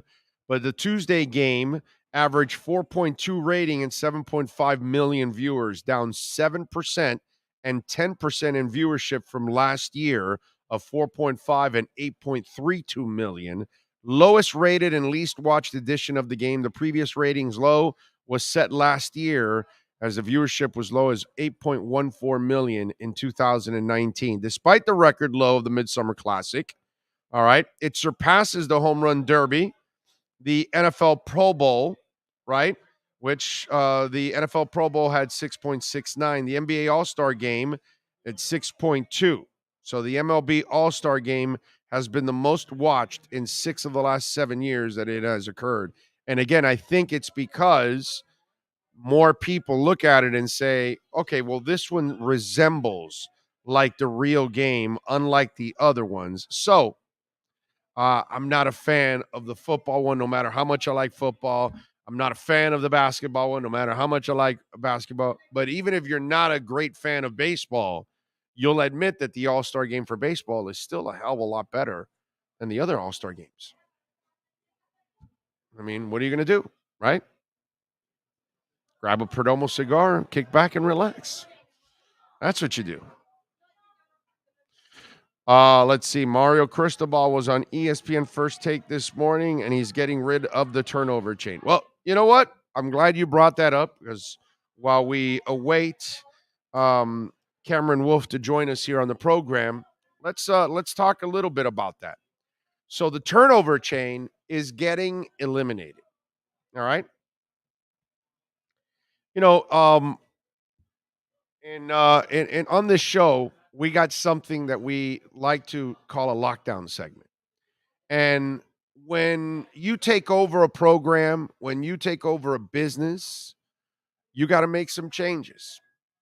And Mario Cristobal is locking something down. Time to lock it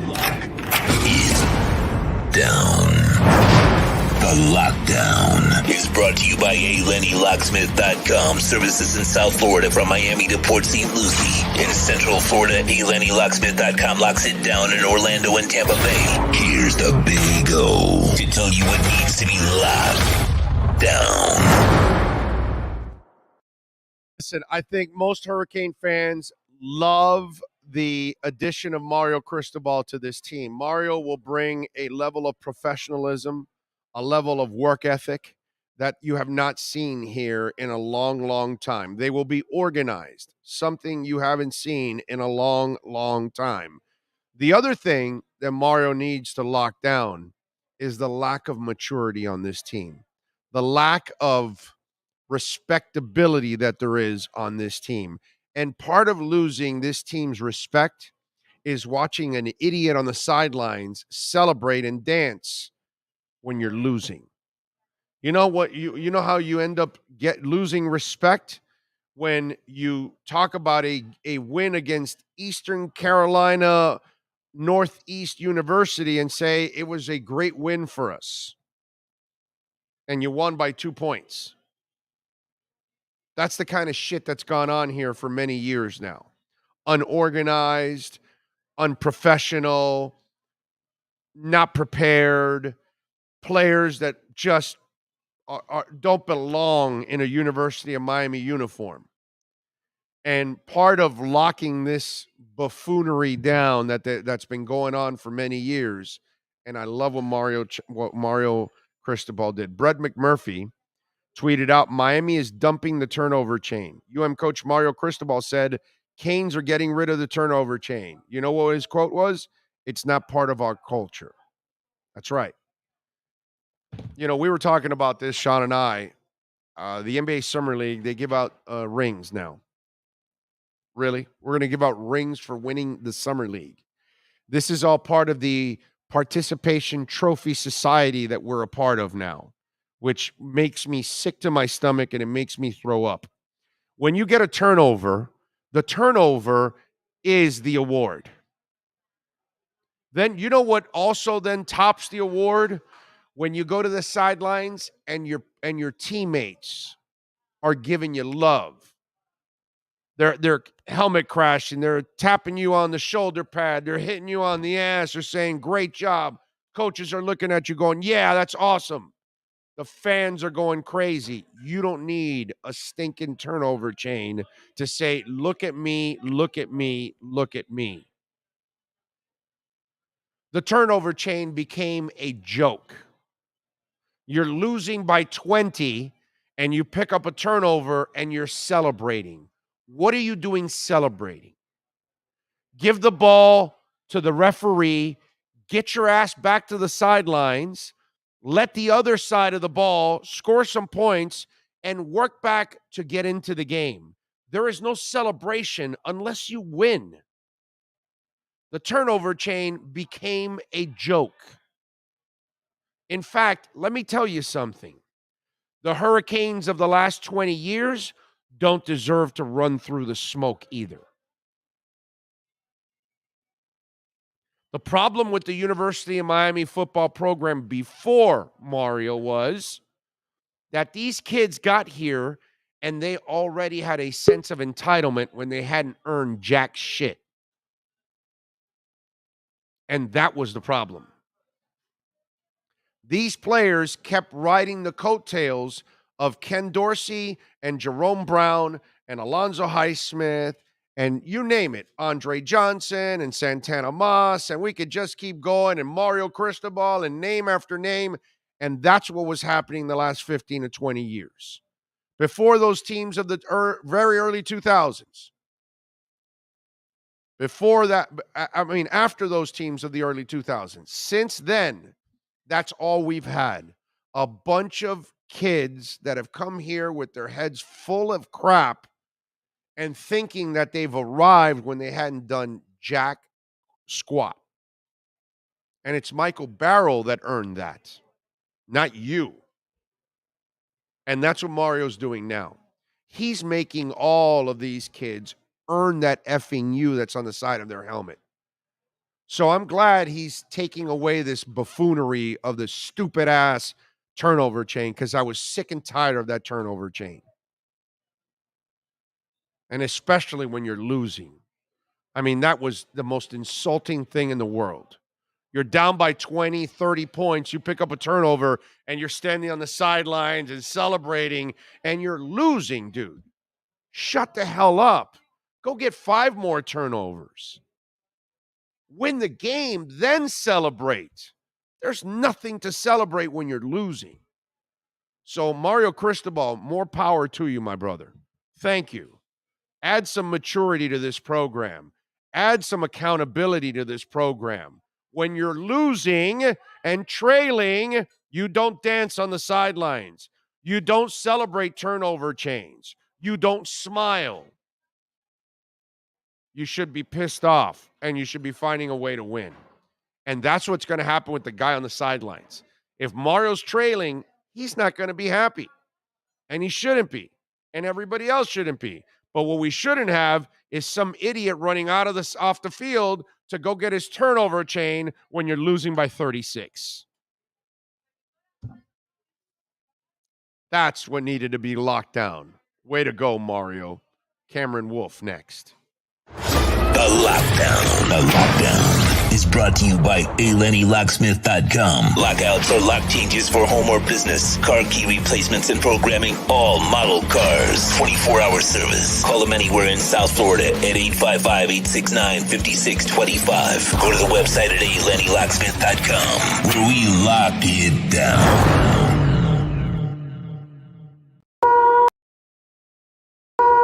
We unleash the Wolf Pack as we get the latest in the NFL and the Miami Dolphins with our KSDT CPA Pro Football Report with NFL Network insider Cameron Wolf. KSDT is one of South Florida's largest and one of the country's fastest growing accounting firms. KSDT CPA is a full-service firm that also excels in crypto. Visit them at ksdtcpa.com or call 305-670-3370. Here's NFL insider Cameron Wolf.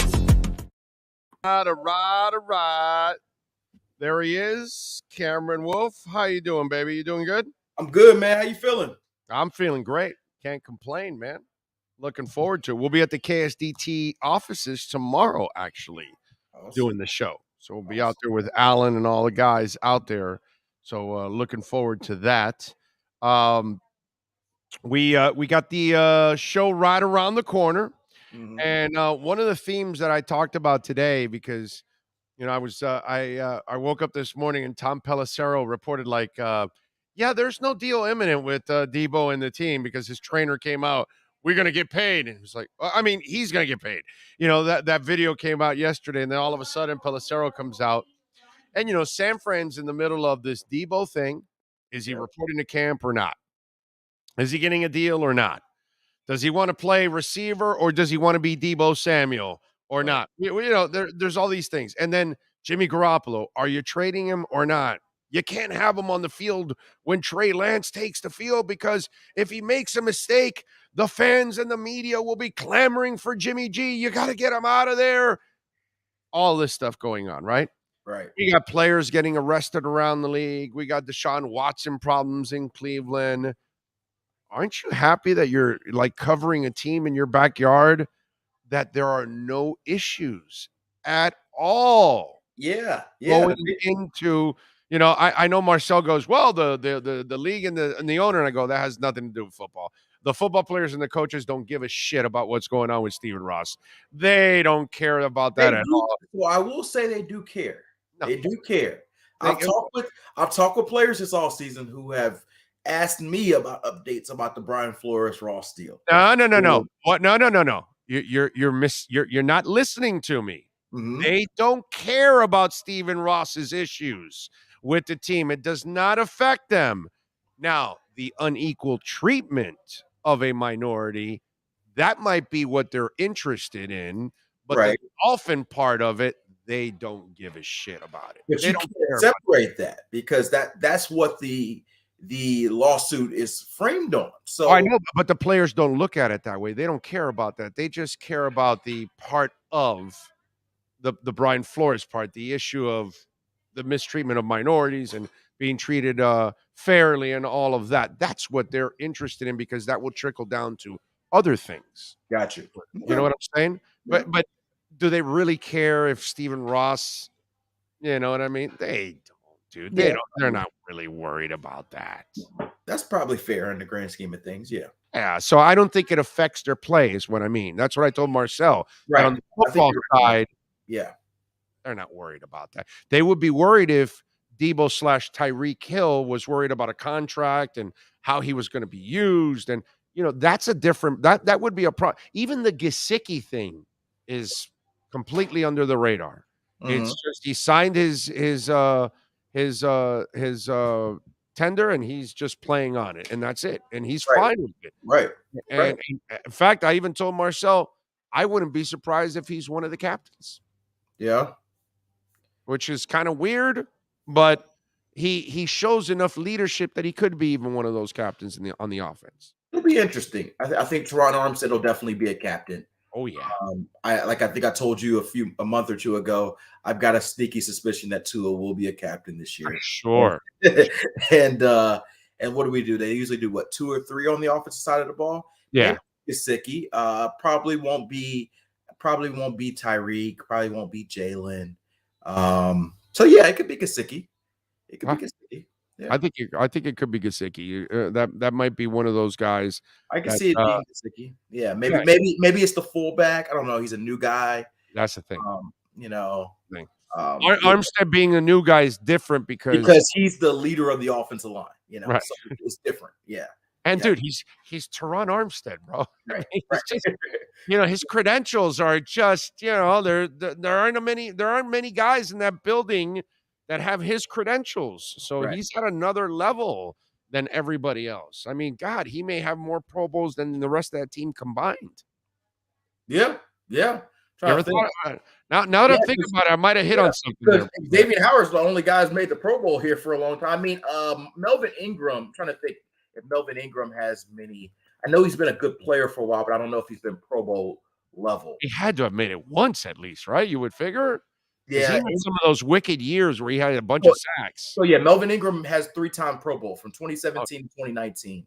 He made the Pro Bowl, so he's a 3-time Pro Bowler. And Teron Armstead is a 3-time Pro Bowler. Is how many? How many? 3 times. Okay, and X is twice. Right? X twice. I thought he was 3 times. Or 3. Okay, I know it's either. You might be right. It might be 3. I don't know why X is 3 times. 18, 20, and 2021. So 3-time Pro Bowlers on the roster, and they might be the only Pro Bowlers. Oh, Jason Saunders made it 1 year. How about Morstead? He was a good punter. He might have made it once. That's a good point. I don't. No offense to punters, I don't really track punter Pro Bowl stuff. Who does? I have no idea. You could have told me he made 10 Pro Bowls. You could have told me he made none, and I would have been like, yes, I believe you. I mean, they did trade away a Pro Bowler in Jakeem Grant, but yeah, he made 1 Pro Bowl, Thomas Morstead, in 2012, and I would not have known. So yeah, they do have. I didn't know. I just guessed because he's been really good and really consistent for a long time. So you would figure he might have snuck in one of those. Right. It's tough because you only get one punter or conference every year. And a lot of times, like, fans are like us where they don't know a ton about punters. So it's whatever name looks nicest to you. You know, if I've heard this name, if this guy has been on TV before, if he's got a cool punting style, whatever it is, that's usually who wins it. You know, if you made some game-winning kicks, like Vinatieri might not have been the best kicker all those years, but he probably made a bunch of Pro Bowls because when you think of kickers, you probably thought of Vinatieri. So sometimes it works like that for those type of guys. Yeah, I'm with you there, no doubt. So we look at that, and it's nice to go in without all of the, all those other things going on off the field that are affecting your team going into this.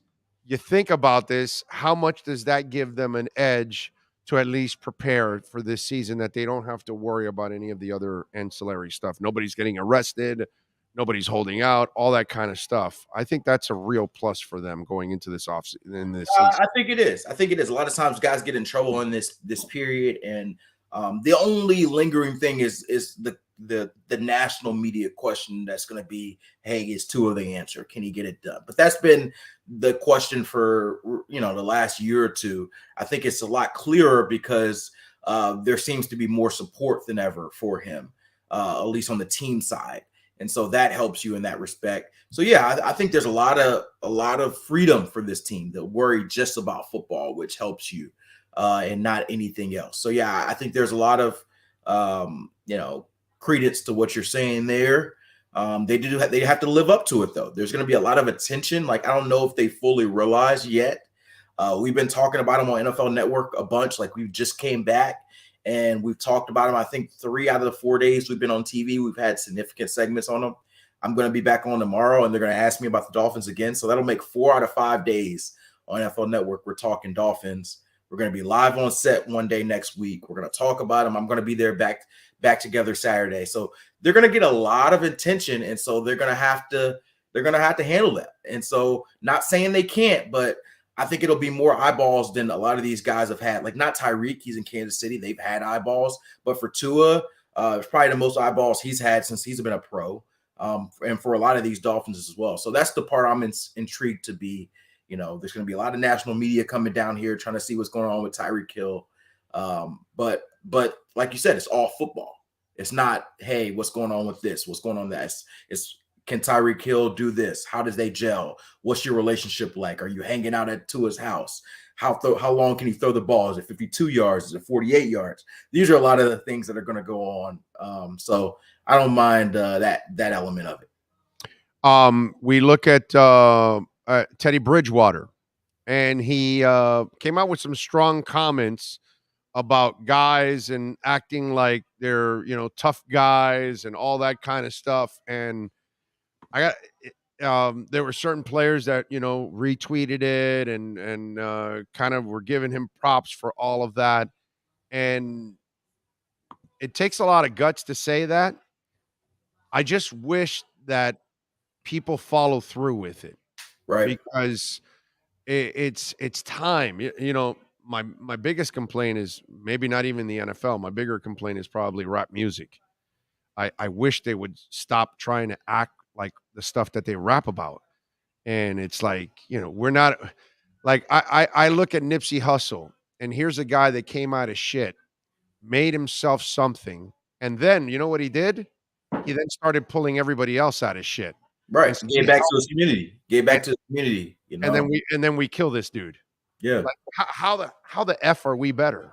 You know what I mean? Like, how are we better doing that as a society when people are getting out of the tough situations and then they're smart enough to help others? LeBron James, while he may be whatever you want to call him, a whiny little bitch at times and all that other stuff, he is very giving in back to his own community. Right. Because you look at what he's done with his friends. One of his friends has now become one of the more powerful agents in the business. Yep. That's because LeBron gave back to people around him and friends to help them get out of a rut too at the same time, because everybody needs a hand. Everybody needs an opportunity. Everybody, and these are things, when I heard Teddy Bridgewater say that, I thought of rap music right away because it's the only genre of music where we're constantly killing each other and getting arrested and doing all kinds. It doesn't happen in R&B and in country and in rap and in metal and in classical. It doesn't no other musical genre except that one that we're constantly hurting each other by killing each other and all this stuff. And we got to stop this shit. So we've had this conversation before about rap music. I have a slightly different perspective. I want us to be careful on how we group in rap music because it's a genre based mostly off black folk. But I do think that there's a crab in the barrel mindset that comes a lot of times in the black community and in the rap community, like you mentioned, that leads to a lot of this. That's very everybody feels like only one person in this community can get out, or two people in this community can get out. And there's a reality that people get taken out of it because of jealousy. And so I think there's some reality in that. And I think that's the sad part of it. Like Nipsey Hussle's deal was, from what I understand of the situation, it's a guy. But dude, why can't we get back to LL? You're too young for this, but I don't know if you know, but Kool Moe Dee and LL Cool J had a rivalry back then. Right. Yeah. Go look at Kool Moe Dee's record. The one with Wild Wild West or whatever, that song, Wild West or whatever. You see the red Kango hat under the tire of that truck. Do you know whose red Kango hat is supposed to be that hat? LL Cool J. Yeah. But he didn't literally go out to shoot him or run him over or whatever. You know what I mean? They would take shots at each other back in the day. Mm-hmm. But it was like verbal shots, not these kind of shots. Right. Why can't we get back to that, bro? I grew up where we were at the park and we were taking shots at each other's mothers and all that, but we were one-upping each other to laugh about it, to have fun with it. Yep. This shit is too serious, bro. So and Bridgewater sees it also flowing over into football, and he wants it to end in football. And it's like, it's something that, man, there's got to be more awareness of it. And I don't know how we end it. So the Bridgewater point is very interesting because a lot of times you see people, and it's weird for me to see in my space, but you see a lot of people who did not grow up in the hood. Once they make it to the league, pretend they are from the hood and go do hood things. And you're hustling backwards. A lot of the people in the NFL, particularly the black folk in the NFL, come from bases where they are from the hood. And the only way they could get out was through football. And so people in their community are doing these gangster things that Teddy Bridgewater was referring to, and they have to escape that. Right. And so that's the reality of a lot of players in our league. But the players I think that he's speaking more to are not for players from the hood. I think he's speaking more to players that try to pretend they're from the hood. Exactly. Try to live that lifestyle now that they have money. And by the way, there are some rappers that are like that too, that aren't really from Compton, but yet they want to, hang like they're hard from Compton or Liberty City or somewhere like that around, somewhere South Bronx or something, whatever, East St. Louis, whatever bad neighborhoods you want to talk about that are tough neighborhoods and all that kind of stuff. Right. And the danger of that, more than anything, not only the danger to yourself, because you don't play certain elements. Like some of the places you go to, they don't care about your status. If you step across the border boundary, that's gonna be a life. And so, but I think the more dangerous part, and that's what Teddy was really trying to live about, is that you're really setting an example and setting a template for a group of people that this is the way they want to live their life. And I think Teddy is trying to do the opposite. Like Teddy is from the hood. Teddy is from the trap, and you don't see him doing any of that. He goes back and he gives back to his community. They call him Mr. U-Haul. He pulls up to Liberty City from where all different areas around the Miami area and pulling up with school supplies, giving out money, giving out bicycles, giving out goods. Like that's how he wants people to view football players from his community.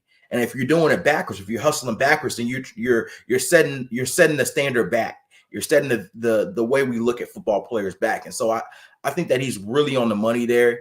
A lot of times when you see some of these stories where people are getting arrested for like guns and drugs and stuff, you look at their past and you see they went to like a private school or they lived in the suburbs.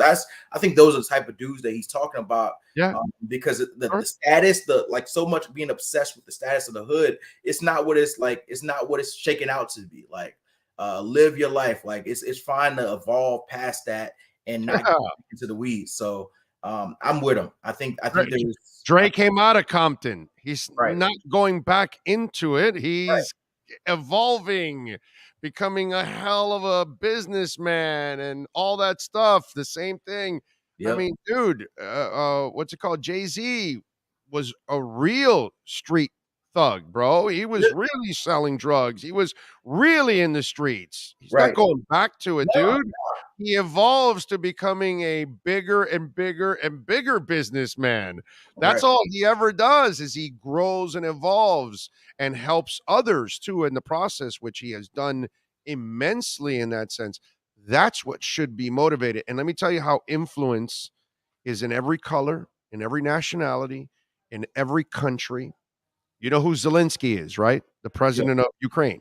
Yep. Did you see his wife here? She was addressing folks here in our government because she's trying to obviously help get more money for weapons over to Ukraine, right? And so she was talking about her son. So she was talking about how her son loves to play sports, was in I forgot what other competitions he was in and doing all that. Do you know what her son only wants to do now? He only wants to learn how to fight hand-to-hand combat and how to use a rifle. Yeah. What does he see around him? Right. He no longer sees a childhood. All he sees now is war and death, and he sees his dad. And so then it's the same thing, dude. Doesn't matter if you're black or white or Hispanic or Ukrainian or American or Puerto Rican or whatever. Your environment is your environment. Yeah. And the environment around you will influence you into whatever. And it's the same thing.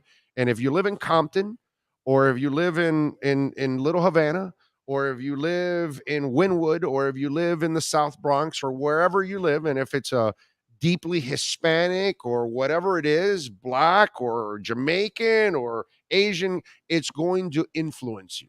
And whatever's going on, I don't care if it's Yakuzas or if it's Crips or if it's Bloods or if it's Latin Kings or whatever, if you're around that, or war, it's going to influence you. It's going to change who you are. You know, the movie Trading Places is, while it's hilarious, and I guess before your time, I don't know if you ever watched the Eddie Murphy movie Trading Places with Dan Aykroyd.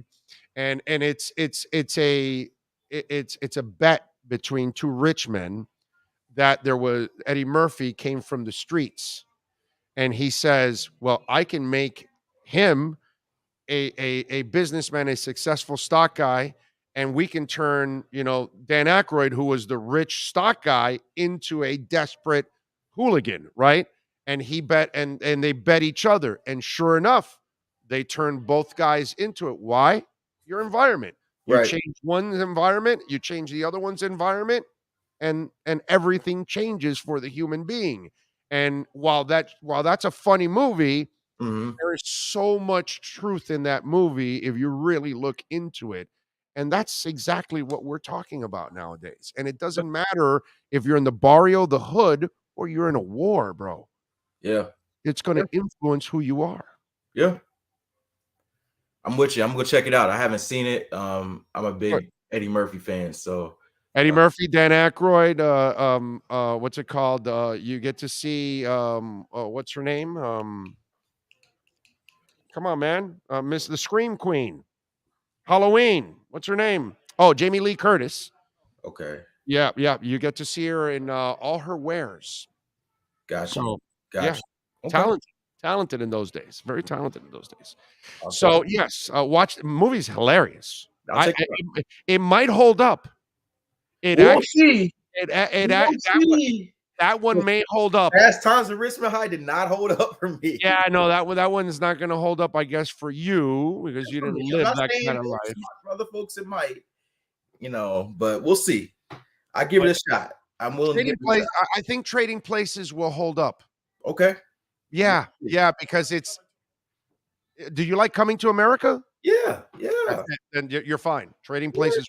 America's a great movie. So the Trading Places is almost as good as Coming to America. The brothers are in that movie. They parlayed it. Remember, they're on the streets now.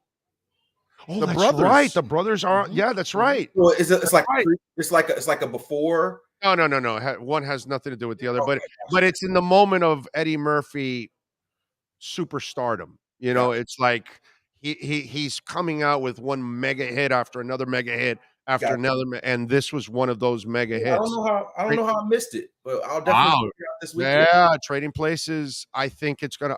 I bet you that one holds up for you because Sean nailed it. If you love Coming to America, you're gonna love Trading Places. Yeah. Those are completely different movies than Fast Times at Richmond High. Gotcha. All right. Yeah. Fast Times at Richmond High is kind of a white stoner movie. Yeah. So I kind of get why, you know what I'm saying? The one black guy we have in the whole film is a football player, right? So it's like so typical, right? It's one of those, right? Right. Oh, I'm sorry. The other black guy was his brother smoking a doob with the stoner. So, it was just like every stereotype that we want. Right. You know what I mean? Terrible. It is what it is. What are you going to do? All right. What are you working on in the NFL Network so folks can check you out as you get ready for training camp's almost geared up. So you can check me out NFL Network tomorrow from 1 to 2 p.m. If you haven't seen my hits this week, I posted most of them on my Twitter. Not all of them, but most of them. I've talked Dolphins both days, Monday and Wednesday. I'll talk some Dolphins again Friday. I'll talk some Panthers and Jags Wednesday. I think I'll talk maybe some. We'll see. They asked me what teams. I haven't got back with them yet, but I'll talk probably 2 or 3 teams on Friday. And then Sunday, I'm driving up to Jacksonville, doing Jaguars for 2 days up there, then coming back down here to Miami, and I will be there the first 4 days of training camp, Wednesday through Saturday. We'll be doing TV for NFL Network Friday and Saturday from Dolphins. And so, that's my next week schedule. So looking forward to giving you guys a lot of good content on a team that has having a lot of buzz, I know locally, but also nationally. So, all right. And by the way, we've got breaking news. Kirby Smart now is actually making got the big bag. Yeah. He's making Cameron Wolf money. He has agreed to a new 10-year deal worth $112.5 million, making him one of the highest paid coaches in college football. So $12.5 million per year, almost what you make. Almost. Man, I'm telling you, none of us are in your stratosphere, but I'm just saying. If I was doing Kirby Smart money, y'all would not be able to see. I'd have my stunner shades on. I'd just be living a different lifestyle. I do not make anywhere near Kirby Smart money. Maybe one day. I think you make that weekly is what you do. Anyways, follow him on Twitter at Cameron Wolf and catch his exceptional work there at the NFL Network. As always, Cam, have a great weekend. We'll catch up next week, my friend. Thank you. Appreciate you. You got it. And call KSDT. We'll be at the offices tomorrow in Doral. Forensic accounting and business evaluation, management advisory services. They handle it all. Healthcare advisory, audit, test services, profit allocation and reporting. They do it all at KSDT. It's not just your taxes, personal or business, property management, 24/7 emergency services, from rent collection to supervisor of property vendors. They do it all. Wealth management, valuation. It's endless, the amount of things that they do, folks, and they can help you in so many different ways. Domestic and international tax, assurances from accounting services. They will take care of you. KSDT CPAs. Reach out to them, 305-670-3370. The Wolf Pack has been unleashed. This has been the KSDT CPA Pro Football Report with NFL insider Cameron Wolf. KSDT is recognized by Forbes as one of the top tax accounting firms for 2022. KSDT CPA is a full-service firm that also excels in crypto.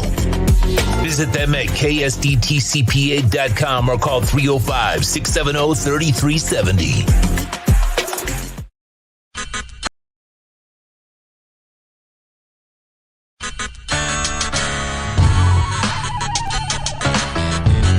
The Big O Radio Show is looking for partners to join our growing platform. If your business is ready to reach an audience that starts in Florida, crosses the nation while expanding internationally, this is the program that provides that vehicle. The Big O Radio Show is ready to broadcast live anywhere in the world to represent your event or product. To reach out by phone, 786-754-4664. That's 786-754-4664. Or email bigoradioshow@yahoo.com. Help us grow as we provide the content and personal connection corporate entities will never achieve.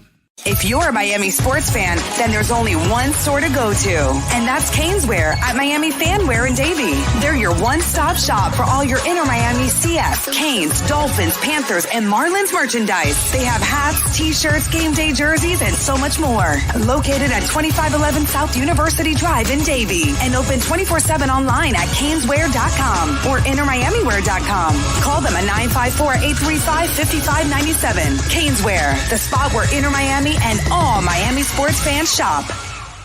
Welcome to Red Light Therapy, a revolutionary technology perfected by NASA to aid in muscle strengthening and recovery.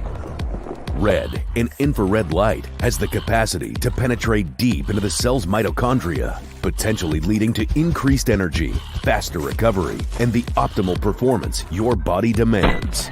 Evolve your training and step into the new era of muscle recovery. Red Recover.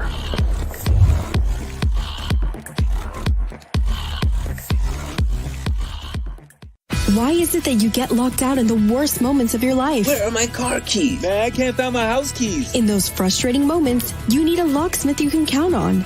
A. Lenny Locksmiths in South Florida, from Miami to Port St. Lucie. In Central Florida, A. Lenny locks it down in Orlando and Tampa Bay. Lockouts or lock changes for home or business. Car key replacements and programming all model cars. 24-hour service. Call them at 855-869-5625. Go to the website at alennylocksmith.com. For over 16 years, EJDconstruction.com has provided South Florida residents quality craftsmanship, accurate project management, and exceptional service. That's why EJDconstruction.com is an A-rated member of Angie's List and the Better Business Bureau. When you're looking for the right custom home builder for additions or home remodeling, please call my friend Eric at 305-433-4843. That's 305-433-4843 for EJDconstruction.com.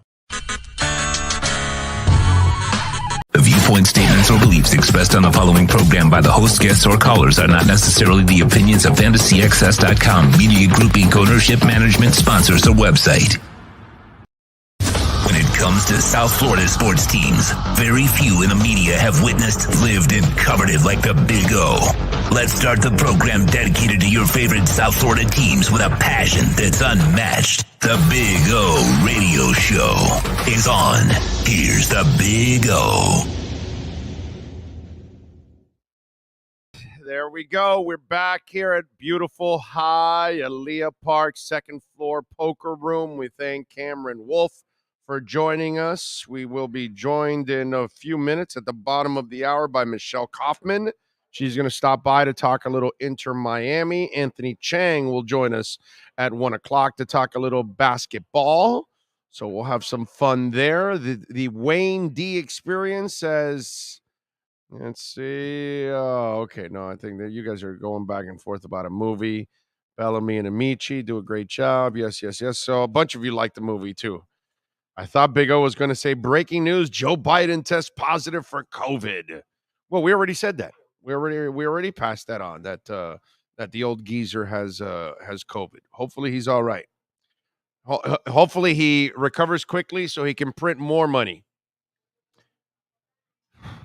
Anyway, Dougie Fresh says, man, she looks good. I want to put her on a plate and soap her up with the biscuit. Oh, sopper up? I figured he meant soap. Oh, that's what that is? I think it's during the concert one. The Reverend, I believe it's the Reverend. He says that. She looks so good. I'll put her in a plate and sop her up with a biscuit. Okay. Sink some chocolate. I know you don't like the Dolphins' new logo, but what about the Panthers logo? Should they switch back? No, I like the new Panther logo. I always will love the screaming cat, fighting, powering through, whatever it's called, jumping through, or whatever the hell that cat is. The original logo is awesome. Awesome. But I do love this logo that they have now. It's a classy logo. I like it. It looks good. I hated the Loria Marlin logo that really is the Maroon 5 logo. But I'll tell you this, nothing is better than the original Marlin logo. That thing looks so classy, so awesome. Huizinga's people did a great job with the original logo. But what Jeter did, I like it. I like what they did. I like the modern look. I have no problem with it. Very Art Deco-ish, very Miami. I think it actually looks good. So I commend the Marlins on their new logo. I commend the Panthers on their new logo. The Miami Dolphins, burn that shit down. Destroy it. It's terrible. That effing whale is cancer, dude. It looks horrible. That's the difference. I like the new Panther logo. Not better than the original, but I like it. I love the new Marlin logo also, just like the Panther logo, but not better than the original. Now, the Loria logo, yeah, that's just as bad as this stupid-ass logo that the Dolphins have now. Can't stand it. Hate it. It's a terrible logo. So, there you go. I like the new Marlin logo and colors. Yeah, man, the new Marlin logo and colors looks good. Looks really, really good. I'm with you there. All right, if you want to get in on the Welt and Rayom text line, that's 855-912-1056. That's 855-912-1056. Don't forget, the folks at Craig Zinn's Acura Pembroke Pines will be there next Friday broadcasting live. They're celebrating their 14th anniversary there in Pembroke Pines. And for 12 straight years now, they've been the number one volume sales dealership in the Southeast United States, folks. So get on down to 15601 Pines Boulevard, just off of I-75 in Pines. Tell them that Big O sent you. They've got some great deals going on right now in the 2023 Integra. They've got the 2022s still there. They've got a nice large selection. You can check out the TLX technology package, $479 a month. And certified pre-owned vehicles, they've got a fleet of them. And they've got financing as low as 0.99% on the RDX, MDX, ILX, and TLX. And again, 12 years in a row as the number one volume sales dealership in the Southeast United States. That's Craig Zinn's Acura of Pembroke Pines. The Bucs, by the way, they signed tight end Kyle Rudolph to a one-year deal. Rob Gronkowski has decided to really retire. Some people don't believe him, but the Bucs have to believe him. They have no choice. They have to go with it. And you got training camp right around the corner, so you better sign somebody. And they went and got Kyle Rudolph now, and they signed him to a one-year deal. Serviceable tight end. Cameron Brate is still going to end up starting, but Rudolph will be there. He's 32 years old. We'll see what happens. And I mean, he's a solid tight end. He's always been a solid tight end. He was just a guy that I think kind of stuck in Minnesota. He might have been even better in another team, but I mean, at this point now at 32, I don't expect him to be much more than a possession guy. But he's had himself a solid career. That's a nice pickup for the Bucs right there. I mean, it's not the reason why they're going to win a title, if they're going to win a title. Good move for the Bucs, I will say that. What else do we have? So Jonas Valanciunas decided to make fun of LeBron James. Not sure if some of you saw this, but he was, I guess, in a Lithuanian show, and they were obviously talking about LeBron James. And if you can, Sean, please pull up the video. And here's Valanciunas describing something about LeBron James. I'm not exactly sure what it is, but let's see. Let's see what you can figure out. Plenty of people on the chat board right now. You tell me what you think Valanciunas is saying. Go ahead.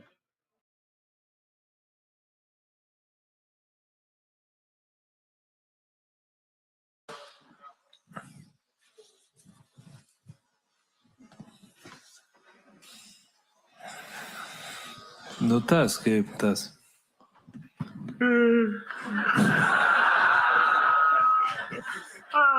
Čia gali būti bet kas. Ne, tas kur ta.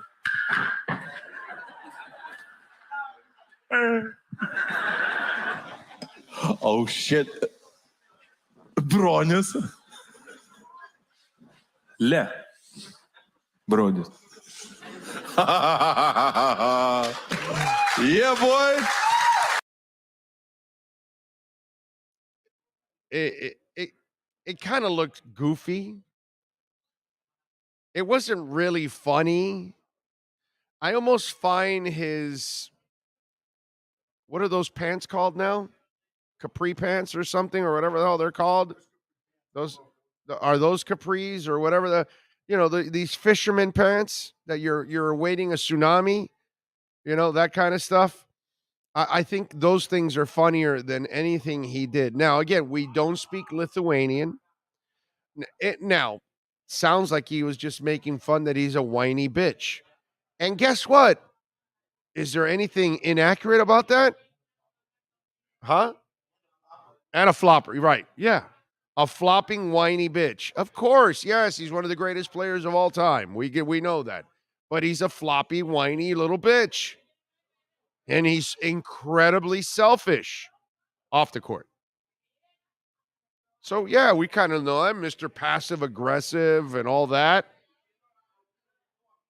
By the way, I don't even know who's he. What team is he on now? Jonas Valanciunas. Is he on Toronto? Is he in Orlando? Did somebody else sign him? I don't even know where the hell he is right now. To be honest, I was just thinking about that. I was going, "Where's Jonas playing at? What team is he on now?" Because it's like, and somehow or another, sometimes I get Valanciunas and Vucevic, confused at times. Now, there was nothing funny about it at all. But it didn't seem like he was lying or anything about it. He kind of describing LeBron. He's with Memphis, I'm being told, Sergio says. But crybaby flopper, Ian, that's about it right there. And is there anybody going to argue that? I saw the people on ESPN talking about, well, why do you want to ruffle the feathers of LeBron? Why do you want to wake up the lion and this and that? Like, give me a break, dude. It's Jonas Valanciunas, really. Not funny, but I will say it seems like he was accurate about what he was talking about. That's all I'm going to say. It seems like there was some accuracy there. That's all I can tell you. All right, 855-912-1056. Somebody says now Pelicans, so it's not Memphis. So you guys just guess and you don't look it up or something? All right, Sean will actually look it up because obviously one of you is lazy or lying because it's either Memphis or the Pelicans. They're not the same team. It really is. That's the reason why I rarely believe anything that listeners ever say. I got to know you to kind of say, oh, yeah, no, I trust this person. So now he's in New Orleans. So now he's in New Orleans. He was in Memphis. So somebody did his homework and someone didn't do their homework. Sergio Ramos, when is Omar Kelly joining us? Tune in. So there you go. What else do we have going on in the world of deportes to talk about? So I saw I'm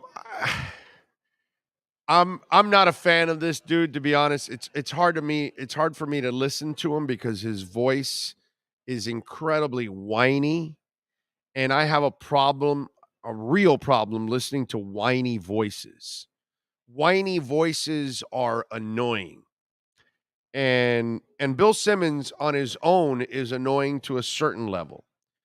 And the reason why I say that is, and I tell you guys this all the time, you know, guys, like when you ask me about Skip Bayless and who's the other idiot? The turd. Those guys are they do radio on a trolling level. It's not whether they believe in something or not. It's what will get a rise out of people, and I don't care what they think about me, whether it's silly or not, but it's going to get a rise out of people, right? And that's kind of what they do. Bill kind of does the same stuff too. And if you follow the Miami Heat close enough, there's no way that you would ever say anything that Bill Simmons just said. And so the question is, would the Miami Heat buy low on Anthony Davis? And so Davis, by the way, not that he's on the trade market, but he could. Bill Simmons says, I just think that Miami would do it. If they can turn Jimmy Butler into Anthony Davis, I think they'd do it, Simmons said recently. And to me, that is a troll move, right? Obviously, it's getting a return out of me, right? Because I'm talking about it. But I do it because I want to constantly point out to all of you out there that most of the national people don't really know your local teams. You're going to need to count on Barry Jackson and Anthony Chang and Ira Winderman and, you know, and Michelle Kaufman coming up. And you need to count on, you know, Marcel and Cameron Wolf and Joe Shad and, you know, all the people that are covering your teams here locally on a daily basis. And they're walking in there to those buildings constantly. Yes, the national guys will break some stories before the local guys because they have the agent contacts. They're in the same agency, all that kind of stuff, which the local writers don't have access to that. So I get all of that. But those national writers are not going to know more than Ira Winderman about the Miami Heat. They're not going to know more than Anthony. They're not going to know more than Ethan. They're not going to know more than Tim Reynolds. They're not going to know more than the people that actually are in the building and following the team every single day. And it's something that I want to remind you of constantly because there are example after examples of national people that really don't have any feel for what's really going on down here. Or anywhere else, by the way, because that's not what they follow every single day. So you're not going to tell Susan Miller-Degnan from the Miami Herald about the Canes that she doesn't know. She's there every day. She knows. She knows what's going on. And they all know. And they're there constantly. And when you see Bill Simmons say that, you guys know this. Jimmy Butler is the Miami Heat. He's like Udonis Haslem. They would never get rid of Jimmy Butler. And especially for Anthony Davis, who is not what the Miami Heat are all about. He's soft. He's usually unavailable. Why would the Miami Heat be interested in a player like that? He doesn't resemble what the Heat are all about. The only thing that Anthony Davis has that Miami must love is his talent. But there's a lot of other things that stop that talent from actually being what it needs to be. And durability is one of them. Availability is all part of it. And Jimmy Butler adds so much inside the locker room in practice. Like you've got to be a moron to think that the Miami Heat would trade Jimmy Butler for Anthony Davis. When you say stupid shit like that, it just proves that you have no idea what the Heat are really all about. And maybe he's stupid enough to believe something like that. And if he is, then it's even worse than trolling. But I saw those comments, and it's like, this is why, Bill Simmons is Bill Simmons, because this is what he does. Stupid shit like this just to kind of get a rise out of people and all that. But again, I just want to remind you, so as you follow your local teams, support all the local writers, all the local people that are covering these teams on a daily basis. They're the ones that are constantly around the front offices and the coaches and the players. They may not be the first to report a trade or a signing. Okay, there's a politic behind that. And, one reporter works for the same agency that carries a lot of the players, and they're getting the in from that.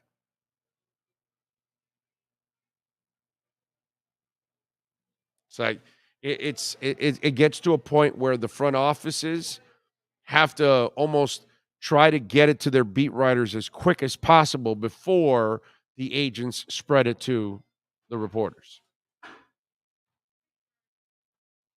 What are you going to do? Man of 1,005 hosts says, sorry, Davis doesn't last the season on this team, too injury prone. Yeah, there's no way. He's made of glass. Not enough glue to keep AD together. Sergio Ramos, Anthony Davis, healthy, can beat Bam 10 out of 10 times, no question about it. But yes, Davis is often injured. But the kid is a stud. Yeah, but you can have him all you want. I don't want Anthony Davis at all on my team. You can have his soft ass all you want. His body never holds up, dude. He's way too fragile, way too unreliable. It's more about LeBron than it is about Anthony Davis. And by the way, he's also now starting to break down. Even the cyborg has not been as durable the last couple of years. The cyborg is now suffering injuries, which you wondered how long was it going to take for Father Time to catch up to LeBron, because eventually it's going to happen, right? And that's what's happened the last couple of years. It's caught up to him a little bit there. Yes. Do you think, I know it's caught up to him a little bit, but do you think it's as much as, or him just going, look, there's no chance, why waste my body now? And he's gotten smarter? I think there's a little to that, but no, he's had injuries that he just can't. The hammy from 2 years ago. The hammy, was killer. And then this year too, he had, was it a knee? I just think now he gets bumps and bruises, and now what he would normally play through, he's not playing through because there's no reason to. Or maybe play he through. can't play through it as much as he used to because it finally caught up to him. Because he's a cyborg, bro. We look at him like he's not human because he's never looked human. You know what I mean? And so all of a sudden now he's acting human, and we can't believe that he's human. That's what you're doing right now. You will not believe he's human. No, I believe he's human. My problem is he's going to come out and score 65 and whatever, because I feel like now he's gotten to the point to where he's like, look, I'm not wasting what I have left on this anymore. Right. That's again, I'm not saying he's at that LeBron James level. No, yeah, I anymore. get you might be right. I just think it's more in between than being injured now. Right. He's more like, I'm getting paid anyways, so. Yeah. Folks, do you know how much the Cleveland Browns believe in Jabroni Brissett? They believe in him so much that they're working out Josh Rosen.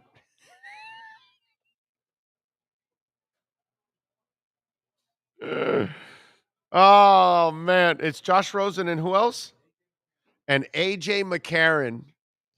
I would only hire A.J. McCarron just because he's his wife. Is she coming to practice, A.J.? Yeah. Oh, okay. Yeah, we'll sign you. AJ, is she coming to practice? No, she's going to stay home with the baby. Well, AJ, we really like you, but we're going to lean to Josh this time around. I mean, there was no other reason you would want AJ McCarron. You know what I mean? Kyler Murray signs his deal with the Cardinals. 5 years, $230 million extension per Adam Schefter. But seriously, speaking of a former Cardinal quarterback, Josh Rosen and Dolphin. Wow. Man. You trade away Baker. You sign Deshaun. You know Deshaun's going to be suspended for a long time, maybe the whole season. We'll see what happens. This 2 to 8 game suspension. That 2 should not be even mentioned. You know what I'm saying? Because if you suspend him for 2 games, oh my God, all hell is going to break loose. If he gets suspended for 8, it's going to break loose. But you end up trading for Watson and trade the world for Watson. He's got 800 women going after him for sexual assault. You have to get rid of Baker Mayfield. You've got Jabroni Brissett, and now you're working out A.J. McCarron and Josh Rosen. 2 guys that you don't want quarterbacking your team at all. Jabroni Brissett, A.J. McCarron, and Josh Rosen. I don't want any of them as my quarterback. Although, again, AJ wants to bring the wife over. Could you even piece together a good quarterback? Like if you're in a room and you're going to say his arm, that guy's brain, this guy's body. Could you even piece together one with that group? No. Can't. What are they doing? You know why? Because I can't trust any one of their brains. So I'm screwed already as it is. I think they're all scatterbrains. I think they're like, Ryan, and they're like Lamar, and they're like those kind of guys. They're just scatterbrains. And not going to be good passers. So that's going to be a problem. Yeah. God. Big O, when are you signing your 5-year, $230 million deal, $160 million guaranteed? Soon. Sean and I will sign that deal. You're good with that deal, right? Okay. We can share the money, right? We can both live good. Our families can live good. It's actually just slowly Brissett. Now I'm going to go with Jabroni because I think he's a jabroni. I like Jabroni over Jaslowski. I'm going to go with Jabroni. Chad Henne on his way to Cleveland. Got to get that Cam Wolf money, people are saying. Dolphins are playing the Browns this season. Let's get that dub. The screwed up part is the Browns have a pretty good team. Send Michelle a reminder there. Yeah, right? Yeah, it's Michelle now. So, the Browns have a really good team. And they can't, okay, she just, no, you're good. No, you're good. Okay. She's about to check in. Michelle's about to check in with us, so we'll have some fun with Michelle. But yeah, the Browns have a really good team, and man, they got a shot. By the way, visit our friends at Essential Moving Experts anywhere in the country. If you're moving from one home to another within the city, within a county, maybe from within the state, maybe from state to state, across the nation, call Sean Williams and the great people at Essential Moving Experts, 844-368-5787. 5750. That's 844-368-5750. You'll get $150 off if you mention our name there. And again, home moving services, long moving services, you name it, office relocation. Over 1,600 happy customers have filed in and said they love Essential Moving Experts. Why? Because moving was never so easy. Flat rates, no surprise charges, which that happens a lot. You're not going to get that with Essential Moving Experts. And when we talk about safe and efficient loading and unloading practices, that happens all the time with Sean and his amazing staff at Essential Moving Experts. Go to the website if you want to make an appointment, essentialmovingexperts.com. You can also reach out to him on email, support@movinghelpdesk.com. If you have any questions, support@movinghelpdesk.com. Call him 844-368-5750 for Essential Moving Experts. Always getting it done. Appreciate it out there, folks. All right. What do we have going on here? Yes, I saw Kyler Murray's deal. Thank you all out there. Yes, I saw Rosen working out for Cleveland. Big O, seeing how Rosen worked out here, do you think that was Greer because Flores saw one play and said, nope, no thanks? Oh, I'm sure it was a Greer move. Yeah. Right, they're trying to get Tua. Yeah. It was a tank move. Like, but he didn't want to tank. Like, Chris Greer goes, here's a quarterback that'll make you real shitty.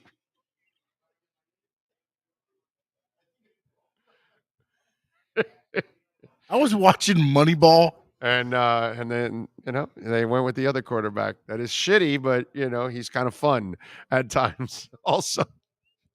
I was watching Moneyball the other day, and I was just thinking about the Flores and the Greer situation. And I was thinking about, like when he wouldn't play certain players. And he's like, well, today you're going to have to play him. Why? Well, because I traded this guy. And I put that guy. And this guy's going to the minors. And if they just walked in and been like, look, this is what we did. You don't want to play Rosen? Well, fine. We've traded Fitzpatrick. We've done all this. Right. He's got to play now. You have no choice. Unless you want to go out there, Brian, yourself and throw the football. Go ahead.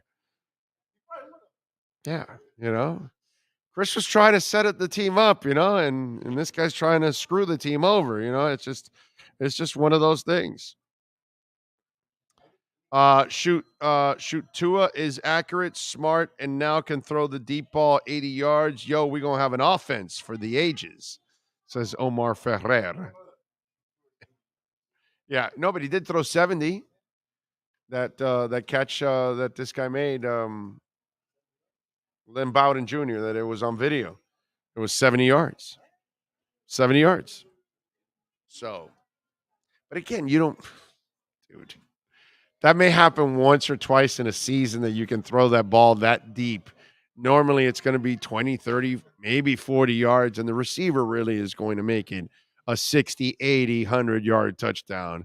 And again, that doesn't happen in every game and all. I mean, it gets to a point where it just gets unrealistic, and people make it sound like it's normal that you're throwing 80 yards downfield, and that just happens only a couple times a year in the league, period. It's just so hard to first buy the time to sit back there that long, and then two, to actually have somebody develop and go all the way downfield and then hook up on it. It's a really difficult combination to make happen, quite honestly. All right, 855-912-1056. If you want to get in on the program, that's 855-912-1056. If you want to get in on the Welt and Realm text line, you can also reach out to us on Twitter. That's at Big O Show. Also, if your business wants to join our platform, and a great way of reaching a lot of people locally, statewide, nationally, and even internationally, please reach out to our business line at 786-754-46 4664. That's 786-754-4664. If you want to be a part of it, great way to expose your business, great way to get customers, great way for branding, obviously. Love it. Big O, what's the guy's name that you said explains crypto so I can watch? George. And it's Cryptos Are Us. The word cryptos, and then the letter R, and then us, like Toys R Us, are us. And his name is George. We're all George. So there you go. He does a good job. And then if you want to get news on a daily basis, there's Altcoin Daily and Altcoin Buzz. Altcoin Daily are two twins that you'll see there. And Altcoin Buzz, they use a girl by the name of Natalie Stoberman, and she tells you the daily news. And those two things you should subscribe to and watch every day so you can pick up some news. I would suggest you do a lot of reading. That would help you out also a lot. Do your homework, folks. You are investing your money, so please learn about these companies, who's running them, what's the money behind them, what is their use case. Very important. Very important. Why is it important? Why is this company going to be useful down the line? And then you'll find out the rest. Okay? We haven't heard much from the Tua Hater Club these days. Well, I mean, if Tua screws up, you'll hear from them. And if Tua has a great year, you'll never hear from them again. In fact, all of them will tell you, oh, I was always a Tua guy. I love Tua. Tua's my guy. They'll just slowly blend in with the Tuanon most of the time. Right. That's what they'll do. They'll blend in with the rest of us Tuanon. Because I am Tuanon. That's fine. I'll take the insult as a compliment. Sorry. What can I tell you? I have to apologize. I believe in the kid. All right, let's give me 30 seconds here. When we come back, Michelle Kaufman's ready to go. Let's talk a little Inter Miami. The buzz is good. Inter Miami looking good. Let's do that next. Oh, great. You have a doorbell camera. Now you have a front row seat to your house getting robbed. They're breaking into my house! Ooh, there goes the TV. I'm sure it'll turn up at the pawn shop. No, not the TV! Just because you can see them, that doesn't mean you can stop them. With Slogans, you get 24-hour monitoring, a free home security system, and professional installation. Plus, free doorbell camera, one that'll actually work for you. Get out of my house! Get out of the house! Call 1-800-ALARM-ME. Right, we are back, and there she is, ready to go, ready to talk a little Inter. I would imagine, Michelle, good afternoon. Hi, how are you? It's got to be a little more fun to cover the team lately, right? There's a lot going on. There's been a lot to write about, and judging by the number of page views I've gotten, there's really been a lot of interest. Obviously, the Barcelona game was off the charts. There's so much interest in Barca. Just every little thing I wrote about Barca, Lewandowski, people were eating it up. And then as far as Inter Miami, I mean, the addition of Pozuelo is a big deal. He was the MVP of the league 2 years ago. This is a DP, an actual legitimate DP. And just watching him so far in 2 games, he's legit. I mean, he is a playmaker. He's a guy who can link the midfield to the forwards, and he has really good field vision. You can just see that he's another level. And this is not anything against Bryce Duke or Mota. They're both good and they're active and whatever, but Pozuelo is another notch up. And I think going forward for the second half of the season, they need to score goals, and I think he is going to help them be productive. I think Bryce actually will help Pozuelo, actually. That's what I think. That's actually good for Bryce to have a guy like Pozuelo in there, because I think he's going to be able to finish some of the. I know Higuain has actually finished some here in the last couple of weeks. Yes, he's motivated ever since Pozuelo got there. You know how these guys are, Orlando. Right. You've covered sports a long time. when another, Gonzalo was still the only DP, even though he wasn't starting, whatever, but he was still the DP. He was the only one making in the millions on the team. This guy comes along. Gonzalo is the third ranked player, highest ranked player, and Pozuelo is the number 4 highest player in all of MLS, $4.9 million a year. So for Gonzalo, I definitely saw, he stepped it up as soon as Pozuelo got there, and he knows there's a guy there who played in the Spanish league who's making almost $5 million.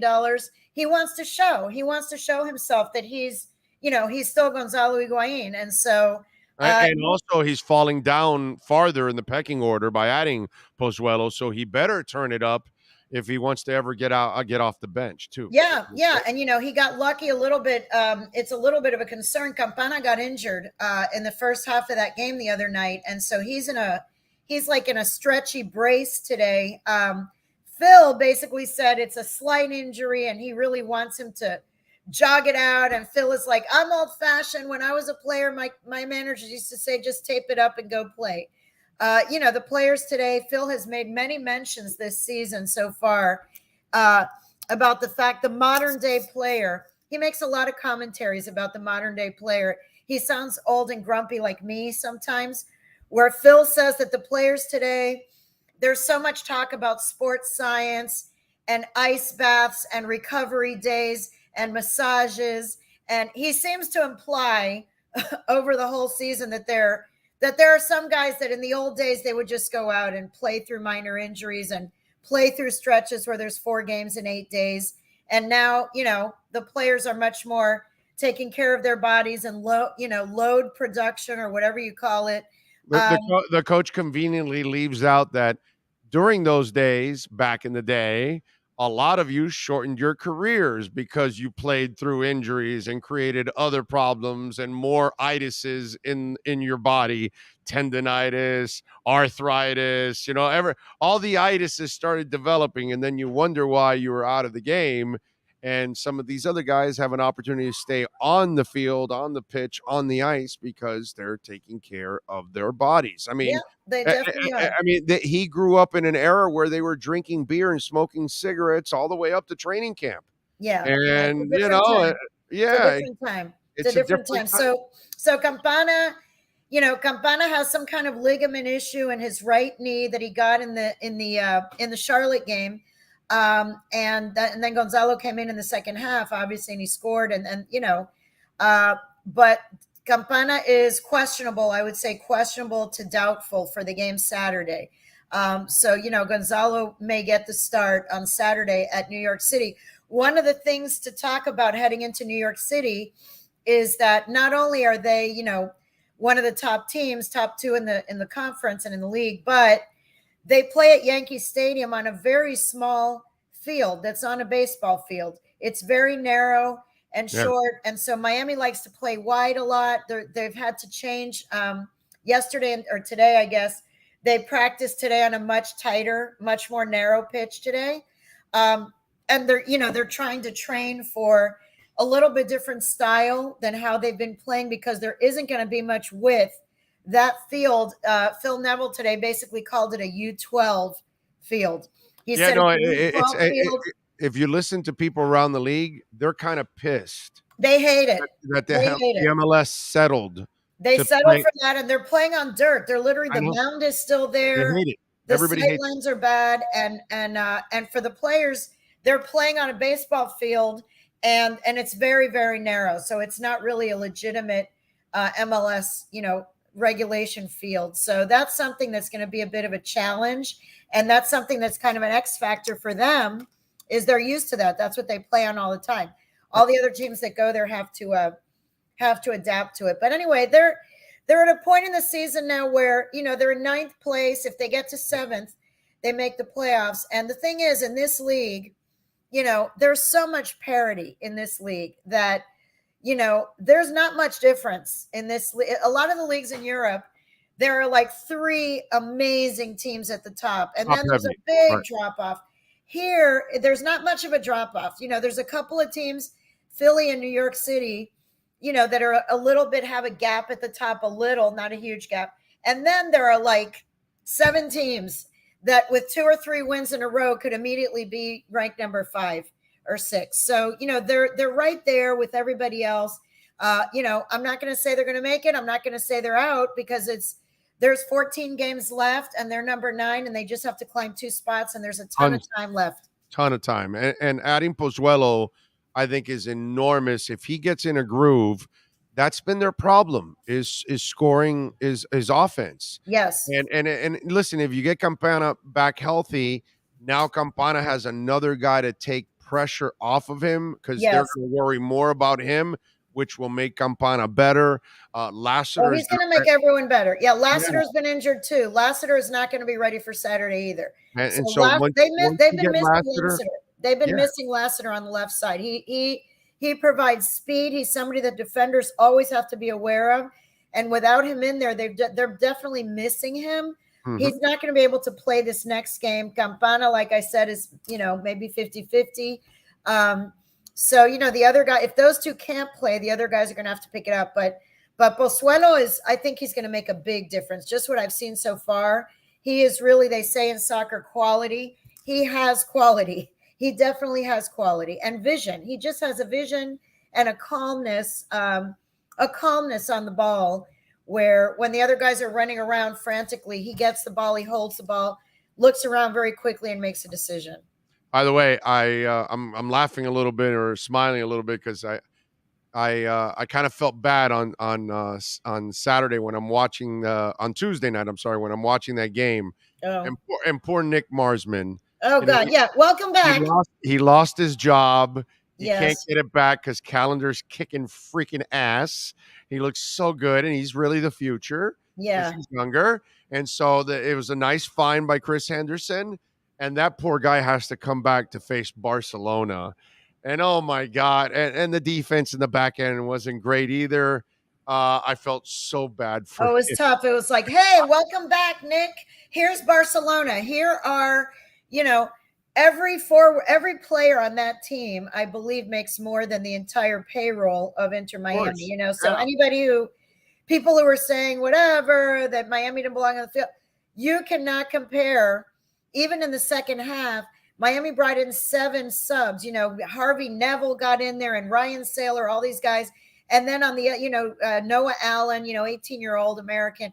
And then on the other side, their entire second 11 would all be DPs in this league. They are all making millions and millions of dollars. You're talking about, 22 of the best players in the world going up against Inter Miami. I mean, that's going to be tough.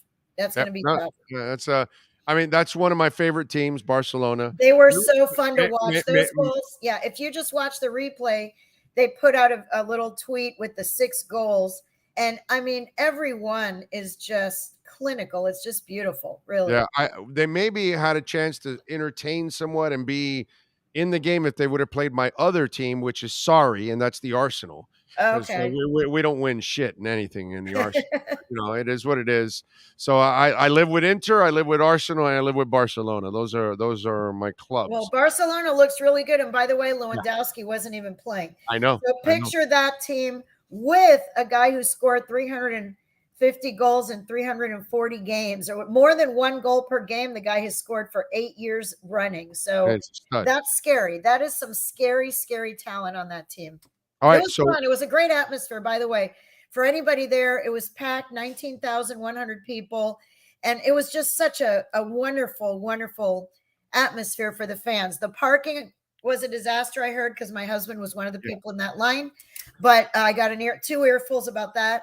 But they've never fixed the parking issue there, man. The parking is a problem. The parking is a problem. But once they're in the stadium, from what I heard from all the fans I spoke to, the in-stadium experience is wonderful.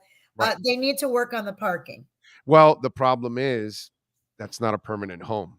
Right. And so why would you work on parking when that's never going to be a normal problem?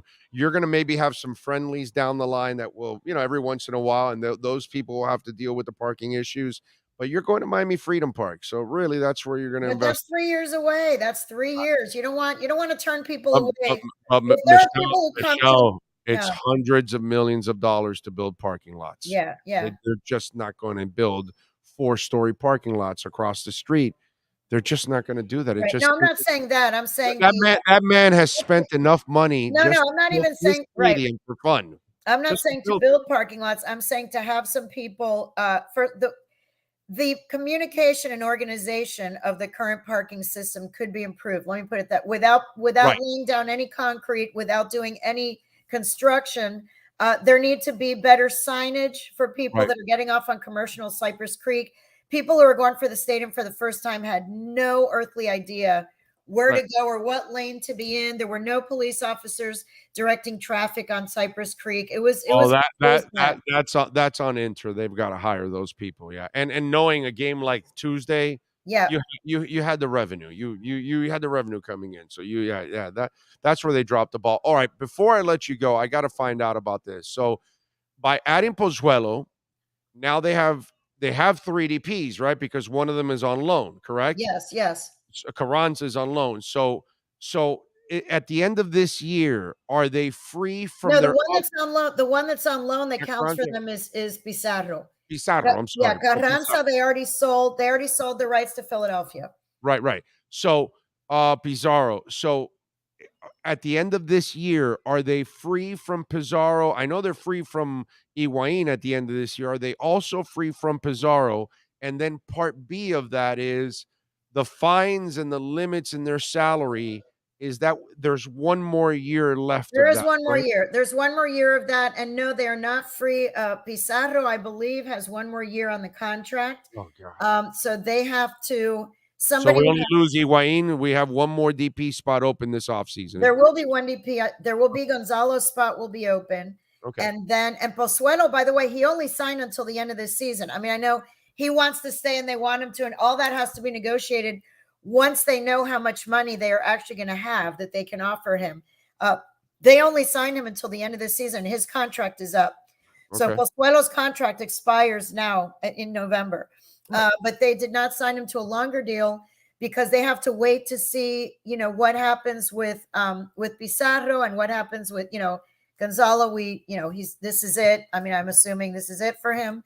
But the salary is not an issue, right? Because he's a DP. So once you lose DP. Higuain, he takes that slot. He would take that slot. He would take and the Higuain's money. salary doesn't really go against the cap. Yeah, right? he would take Higuain's salary, basically. Right, exactly.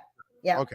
All right. So that I get the feeling that they traded for him or signed him because they want to keep him long term. Yes. It just kind of makes a lot of sense. Yes. Because he's such a player. No, he wants to be here. His girlfriend, fiance, whatever, lives here, is from here. He loves Miami. I mean, he wanted to come here. This was his first choice. When Toronto was making some moves up there for Bob Bradley, this is the first place that he said, he basically wanted to come here. So he wants to be here. All right, that's good stuff. All right, and we'll see if the other DP spot, do they hold it up until next summer so Messi then finishes his season? Oh God, who knows about Messi? I know everybody wants to talk about Messi. I don't know. I mean, they've talked to him the way that Jorge Mas and David Beckham, they talk to a lot of people. Whether that actually comes to fruition, that's another story. Well, I'll tell you this.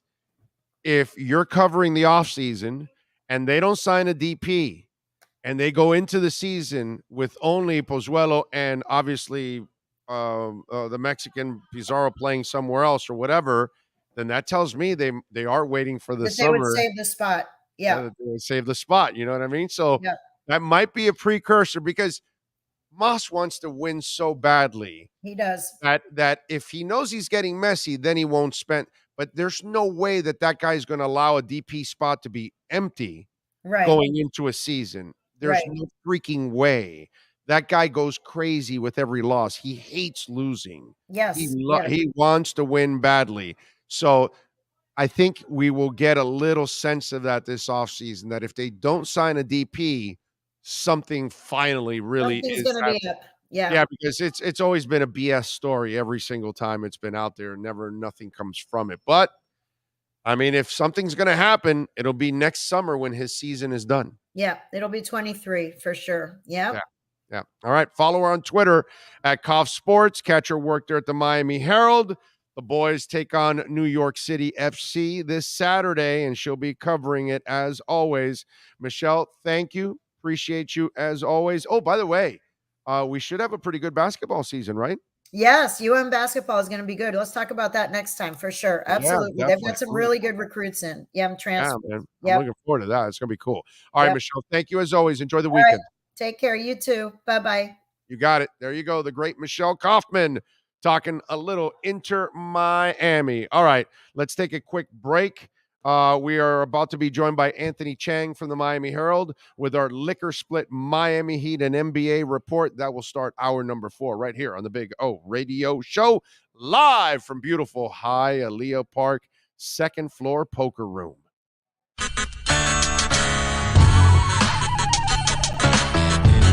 If you're a Miami sports fan, then there's only one store to go to, and that's Caneswear at Miami Fanwear in Davie. They're your one-stop shop for all your inner Miami CF, Canes, Dolphins, Panthers, and Marlins merchandise. They have hats, t-shirts, game day jerseys, and so much more. Located at 2511 South University Drive in Davie, and open 24/7 online at caneswear.com or innermiamiwear.com. Call them at 954-835-5597. Caneswear, the spot where Inner Miami and all Miami sports fans shop. Sports Grill on Bird Road, Miami Lakes, and their newest location in Doral is now hiring. If you're looking to join a great company and South Florida institution, give them a ring or drop an email. Sports Grill is hiring all kinds of positions from hostess to servers, bartenders, or join the kitchen staff to craft some great food for their amazing customers. Please send your resume to m.cruz@sportsgrillmiami.com or call 305-219-5726. That's 305-219-5726. Sports Grill. Good food, good drink, good friends. Red Recover now offers a simple-to-use, professional-grade light therapy device designed to help your dog heal and live a healthier life.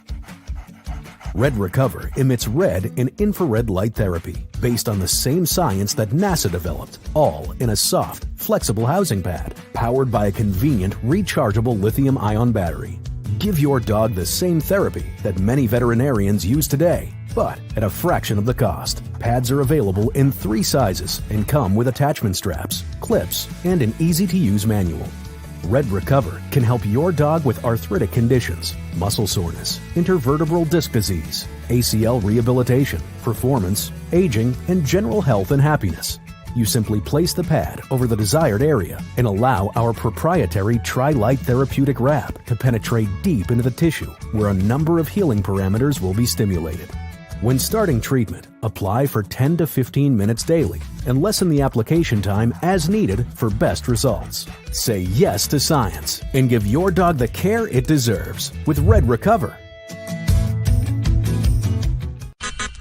The Big O Radio Show is looking for partners to join our growing platform. If your business is ready to reach an audience that starts in Florida, crosses the nation while expanding internationally, this is the program that provides that vehicle. The Big O Radio Show is ready to broadcast live anywhere in the world to represent your event or product. To reach out by phone, 786-754-4664. That's 786-754-4664. Or email bigoradioshow@yahoo.com. Help us grow as we provide the content and personal connection corporate entities will never achieve. When you move, you need a reliable company led by passionate folks, eager to assist its customers during a transitional process that needs to be smooth. Call Essential Moving Experts at 844-368-5750 for all your local and long-distance moving needs. You can rely on Essential Moving Experts. Mention the Big O Show and get $150 off. Family owned and operated, they offer free 30-day storage, full-service moving, fully licensed, bonded, and insured. Moving was never so easy. EssentialMovingExperts.com. There's no need to drive around South Florida wasting valuable time looking for a new or certified pre-owned Acura. Go to the #1 volume sales dealership in the Southeast United States. Craig Zinn's Acura of Pembroke Pines. Purchase with pace and space in a dealership tailored to your needs. From home buying to providing that personal touch. Contact the 2020 Satisfaction Award winner Craig Zinn's Acura of Pembroke Pines. 888-776-5123. That's 888-776-5123. Or visit them at 15601 Pines Boulevard in Pembroke Pines.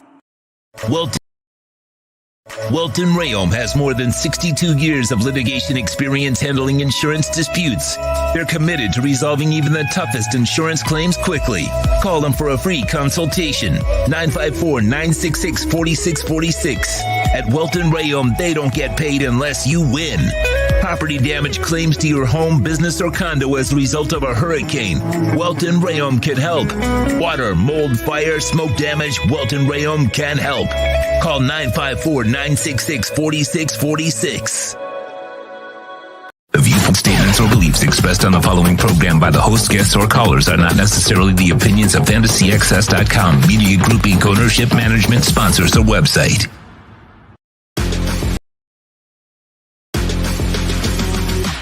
Let's tap into the latest with the Miami Heat and our Liquor Split app, Miami Heat Reports, with insider Anthony Chang. Liquor Split is Miami's own online liquor store. Download, then tap the app and get your favorite liquor delivered to you for just $2.99. No risk, no drinking and driving. Tap that app with Liquor Split. Here's Anthony Chang. Right, there we are, ready to go, ready to talk a little basketball with the man, the myth, the legend that is Anthony Chang. You spoke with some players today? We spoke with Bam Adebayo and Victor Oladipo today. Nice. At Hard Rock Stadium, right next to the Dolphins facility. Did you talk to Victor about his soccer skills? We did not, but apparently he does have some after seeing that video. Yeah. Yeah. You forgot to ask him about soccer skills? We didn't ask him, unfortunately. I forgot that one. That's an Ira, too. Ira was there as well. That's a yellow card on your ass right there, bro. I'm yellow carding you right there for not asking about the soccer. Come on. Yeah, the guy who went in and played with some Barcelona players, bro. That's some studly stuff Pretty there. Cool. For sure. Apparently he's a big soccer guy, right? I didn't know that because I know Butler is. Yeah, Jimmy is, and even Bam. Bam visited Chelsea when he was in London. That's right. He took all the pictures. Yeah. He was on the pitch and everything. Right. I remember that was so cool that he went to go visit Chelsea. Are you much of a soccer guy? I'm not. Okay. I'm not. I mean, I like the sport. I want to get into it. I just find it so. This is probably. You're a typical Cuban. That's all right. Exactly. It's all good. When the World Cup comes around, I'll pay attention for sure. Typical I'll be Cuban. watching every game. But I'm not. I don't watch it year round. I'm one of those few Cubans that actually like soccer. I know it's so weird, man. It's just one of those things. Yeah. But I do enjoy it and I do appreciate it. Jonas Valanciunas. I don't know if you saw this, but Jonas Valanciunas was on a Lithuanian TV show. I missed this. Yeah. You missed this. Oh, so we're going to share with you Jonas Valanciunas. I guess LeBron James was the topic in this show. Since you speak, heavy Lithuanian, and you're very, you're very skilled in it. Tell us what Jonas is saying about LeBron James. Fire away, Sean Stanley. I'm gonna take a shot.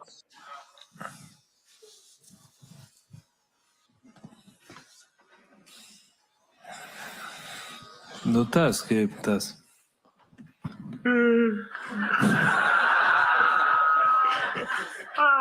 Čia gali būti bet kas. Ne, tas kur ta.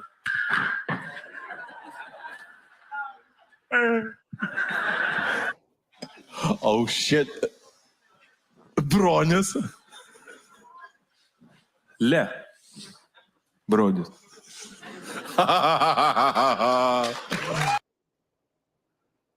So, can you tell us, Mr. Lithuanian, what the hell he was saying? What was he making fun of with LeBron?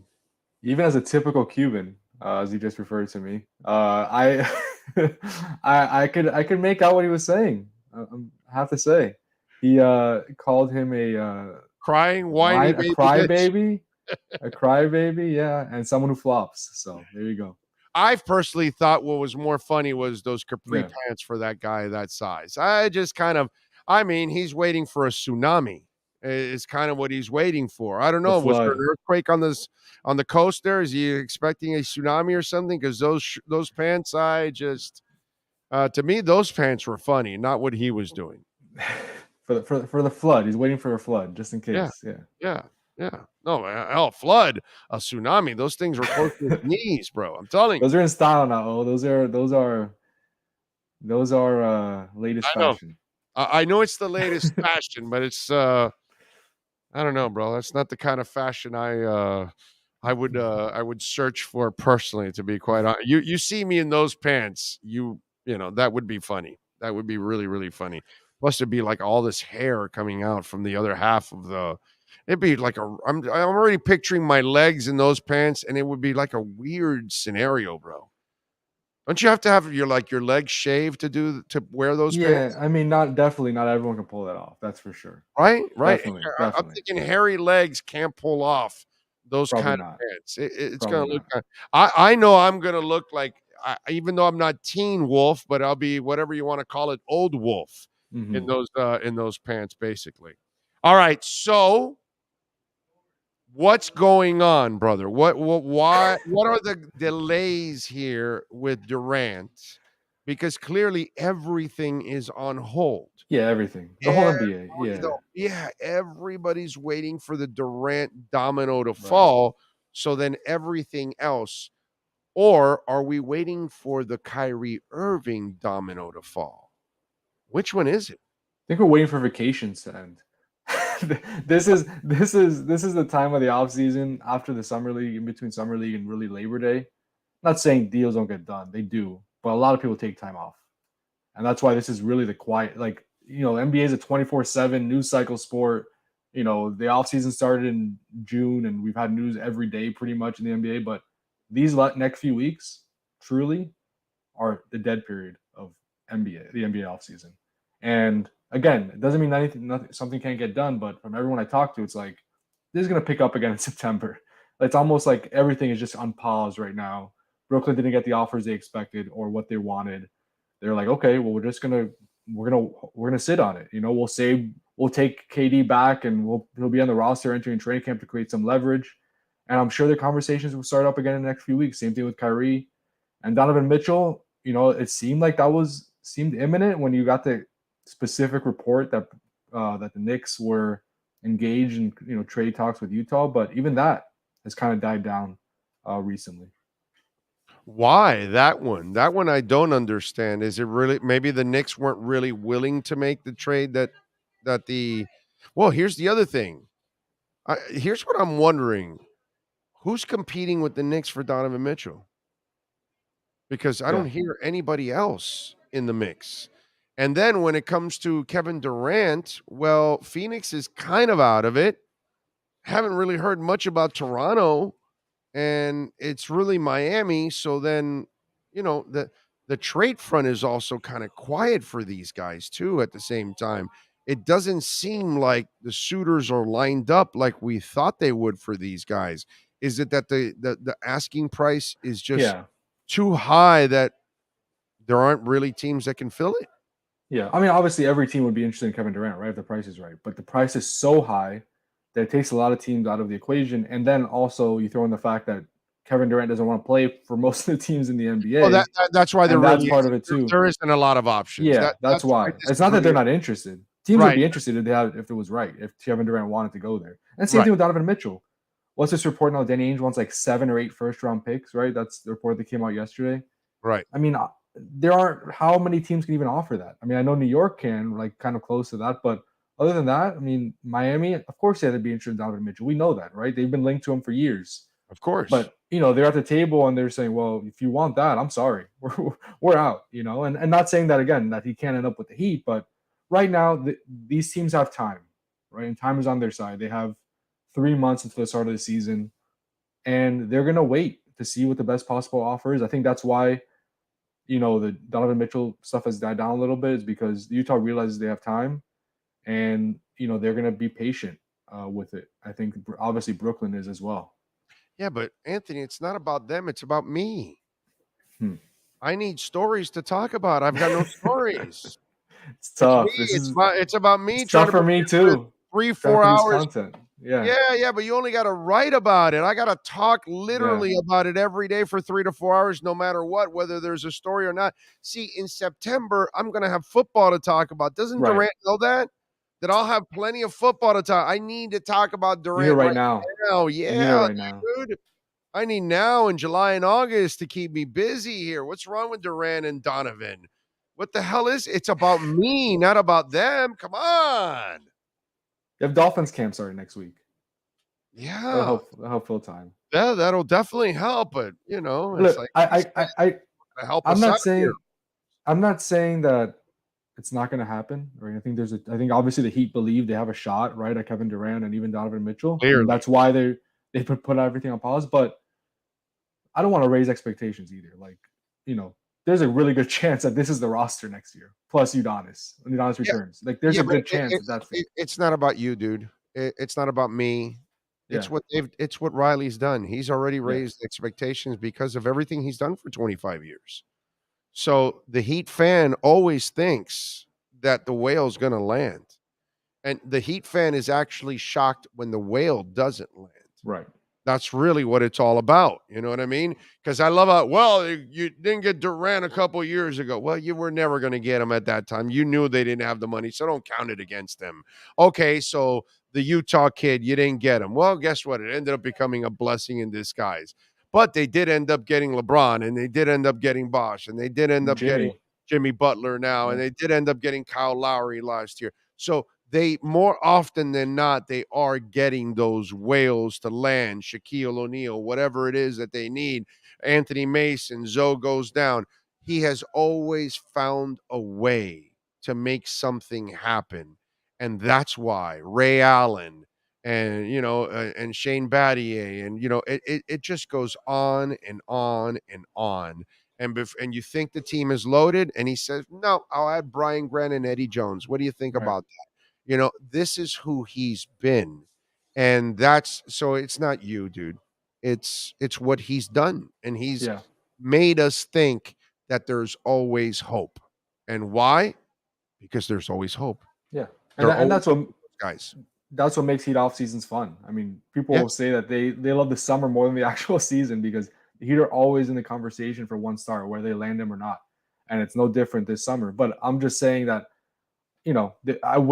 there is a really good chance that this roster you see right now is the roster that starts, open the season. And that's no fault to the Heat, right? I mean, they're in the conversation. If they don't have enough picks, they don't have enough picks. You can't create picks out of thin air. Oh, dude, you're not gonna get the whale every damn year. Exactly. Bro. I mean, Jesus Christ. And I mean, I don't know Ira and I were actually talking about this recently when we were at one of these events. But where do you think the Heat stack up in the East right now if this is the roster? Top 5. Yeah. I'll say top 4 probably. Maybe third.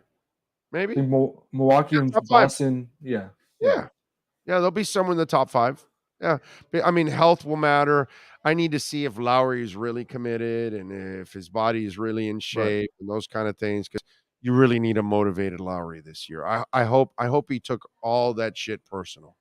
I hope Riley had the kind of conversation that he took personal. You know what I mean? But yeah, there's no doubt that they're top 5 either way. They just know that if they're going to, what they know is that they may be top 5 in the conference, but they're not a championship caliber team. And they deep down inside know they need another star next to Jimmy. And Riley knows that because that's how he's always done it with teams. It's always been Timmy and Zoe. It was Shaq and Wade. It was Wade, Bosh, and LeBron. He knows, and right now he knows he only has Butler. That as much as we like Bam, he's not a superstar. And especially he's not an offensive superstar either. And Kyle Lowry has really never been an offensive superstar. He's been a productive offensive player, but not an offensive superstar. So you need to go get that guy. They know it. That's why they're making that move for Durant. Sure. Bro. They're trying. Sure. Yeah. And if they don't get Kevin Durant, they don't get Donovan Mitchell, my expectation is they'll hold on to their picks and they'll wait until the next star becomes available and they'll try again. And they'll keep trying until they land that guy. Exactly. And that's the only thing you can do and keep, plugging along. But if you're a Heat fan, you're going to have another great season. Sure. And again, being top 5 means you could get to the finals. You could. Things could go right for you. That's why. And who knows, dude, if Tyler does take that next step. And Bam too. and Bam too, then there you go. Or if Caleb becomes a bigger player in all of this, now that he's got his money, he's got that comfort zone. Now he could just focus on basketball. He doesn't have to focus on, oh my God, I need to get a salary so I can survive for the rest of my life. Dude, you got your money now for the rest of your life. You'll have another big contract down the line. I hope so. Right. But for now, you've got financial stability. Now you can focus on basketball. Who knows? Caleb might be that guy. I really have a lot of hope for Caleb being a really good player, especially a two-way player for this team. Yeah. But, that's kind of the hope that we have to hold out, that if they don't get Durant, we've got to hope that one of these guys says, yeah, Jimmy, I'm here for you, bro. I'm here. I'm going to take over. I'm going to be the guy that this team can count on night in and night out. That's all. Yeah. Yeah, it'll come through internal improvement, which Pat touched on during his end of the season presser. He said, "Yeah, I would love another guy, right? If there's someone available, we're going to go after him," which they're doing. Right. But he also emphasized, like, Tyler, we need you to become a better defender. We need you to take another step. Bam, we need you to be more aggressive. We need you to take more shots, because he knows that if there isn't that whale that they land, right, it's going to be based on internal improvement. A lot of it's going to come down to Bam and Tyler, and then he also obviously challenged Kyle Lowry to be in better shape. He knows that that's going to be maybe the difference for this team if they want to take another step forward next season, if they don't really make a big outside move.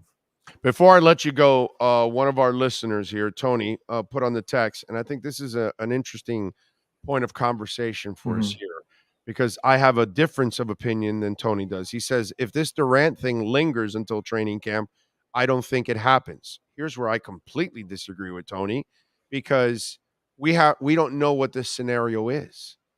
Durant hasn't told us that he's completely unhappy. Right. He hasn't totally said, oh, I can't stand this place, I got to get the hell out. Now, if he starts becoming that guy publicly and no, I got to get out of here, then guess what? As training camp approaches, that becomes a bigger problem for the Nets. It becomes a bigger talking point for them, that they have to deal with all that negativity. Oh, wait, your superstar is threatening to hold out. Your superstar doesn't want to be there. So that actually can expedite this and make it actually happen. Now, Tony might be right. If we're approaching training camp, Kyrie Irving's been traded. He settles down a little bit. It's his team. They tell him, hey, we're going to try to add another star next to you. Give us some time. And maybe he wants to ride it out, because there was a report out there. Dave McMenamin said that some people around the league think that it's more about Durant wanting Kyrie out, not necessarily himself. So we don't know really deep down inside what the hell the truth is. How unhappy Durant is. Does he really want out badly? Or does he just want to get away from Kyrie Irving? We have no idea. And because he hasn't talked, I don't think we really know where anything stands right now. Yeah, that's a very good point. That's exactly right. Kevin Durant hasn't spoken, right? And not one word. For better or for worse, like not even his burner accounts are talking. That we know of. Okay. Yeah, I mean that's we don't know how desperate he is to go to Brooklyn. We don't know if he would consider playing for other teams other than Miami and Phoenix. We don't know if he's working with the Nets behind the scenes to find a deal. We don't or know just to get rid of Kyrie. Kevin Durant, or to trade Kyrie. We don't know any of that. There's so many different wild cards in all of this and variables that, yes, I tend to agree. If training camp is starting and Kevin Durant's still in the Nets, I think it's going to speed up the process, right? Because the Nets are going to be running out of time to get something done before the season starts. If he's upset. But if he's not, and he says, well, this is what it is. We still have a very good team. I'll come back for a year, see what happens. That could happen. Yeah. So, it could go one of two ways. But I tend to agree with you that I'm assuming he still wants to trade. So if he's still on the Nets roster when training camp opens, I'm guessing that's going to speed up the process because the season's going to be right around the corner. The other thing I think, and we'll wrap it up with this, I think Kevin has to also be careful. While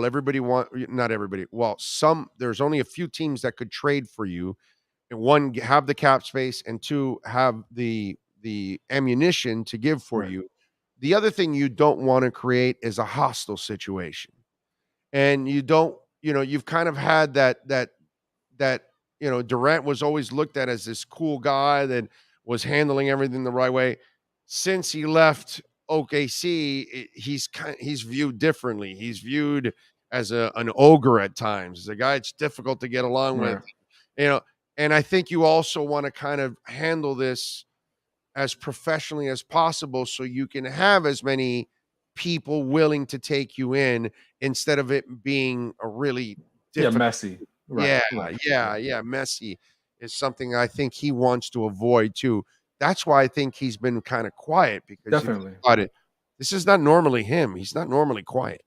Definitely. And I just wonder when it's going to reach a point if, he gets frustrated by the lack of movement in any trade talks, like if he goes to Brooklyn or finally says something, what it will be his breaking point. So that's what we don't know. And that might be the next kind of domino that falls, right? Of maybe KD actually says something in the coming weeks and maybe that moves this process along or starts the process up again. But for now, we're just all left wondering what Kevin Durant's thinking and how involved he is in all of this. By the way, any truth to Tyler being traded for picks? Have you heard anything like that? I have not. I know it's something that's been kind of brought up as far as maybe teams not valuing Tyler as much. So maybe the Heat turn him into picks and you're able to trade more picks. But I just still think that Tyler, if a team has a choice between a first-round pick and Tyler, I would think Tyler would be the more attractive asset. I know he's going to be in a big payday now, but he's a proven commodity. Like he's an all-star potential caliber player. Like it's not like you can get a first-round pick and it could be a bust. Tyler's a good player. He just won 6 of the year. So I think in that regard, I think Tyler's the more valuable. Tyler himself is more valuable than a first-round pick. Follow him on Twitter at Anthony_Chang. Catch his work there at the Miami Herald. What are you working on in the Herald so Heat fans can check you out, my friend? Well, today I have something from the event we brought up at the start of this interview, Big O, with Bam and Victor kind of talking about the state of the team, kind of running it back as it looks right now, the trade speculation, their individual off seasons. It's the first time we've really gotten to speak to Bam since the end of the season. So check that story out. It's up right now on MiamiHerald.com. Anthony, as always, thank you, my brother. We'll catch up next week, my friend. Have a great weekend. Sounds good. We go. Thank you. You too. You got it. All right. Be good. There you go. Anthony Chang getting it done, man. We always appreciate Anthony Chang here on the program, man. Thank you out there to all the great people. By the way, Nature Be a proud sponsor of our program. 27 vitamins and amino acids. And of course, it supports great nutrition. And what I love, it boosts my immune system. And in this world, in this virus-filled world, folks, you need as much protection as possible. And those 2 golden capsules help me every single day. I love it, folks. This is why I've been taking it for 20 years. Everyone in my family takes it. It's great for the kids. It's great for the adults. And listen, no 2, 3, 4 o'clock fade. You're driving home and you're yawning. Nature B will also give you that sustained energy all day long, and it's all natural. It comes from clean, green New Zealand, all right from Mother Nature. It's not made in some lab somewhere. This is why I tell you, all natural, great for the kids, great for the adults, and right now we got a great deal for you.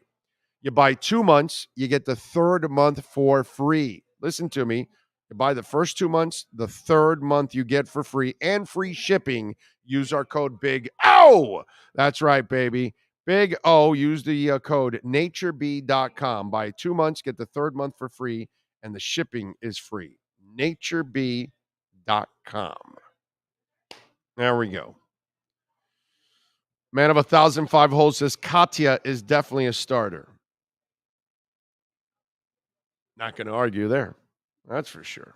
I'm not arguing that one. All right. We got to thank David Dwork, Cameron Wolf, Marcel Louis-Jacques, Anthony Chang, and Michelle Kaufman. We had a loaded program today covering everything, man. Little hockey, little football, little basketball, little soccer, man. We're all over it, as always. We thank all of you for tuning in. Those of you downloading the show and listening, always appreciate it. Please don't forget to smash the hell out of the like button while you're watching. Before you leave the channel, please smash that like button. Also, please subscribe to our other channel, Big O Show Cuts. We want to add some live programming to it, but we need to get to 1,000 views, 1,000 subscribers there. So we've got 13,000 here. We're asking for those of you to go over Big O Show Cuts. Please subscribe. You'll see stuff there that we will not put on this site over here. So you'll still get some material there, and it's only going to grow. We're going to add more stuff as time goes on. So if you can, Big O Show Cuts. Appreciate you all out there as always. We will see you guys tomorrow live from the KSDT CPA offices. Same time, same place, same bat channel. Have a great one.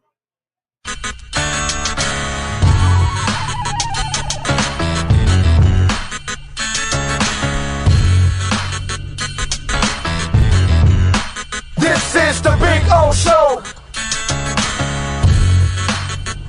This is the Big O Show. This is the Big O Show.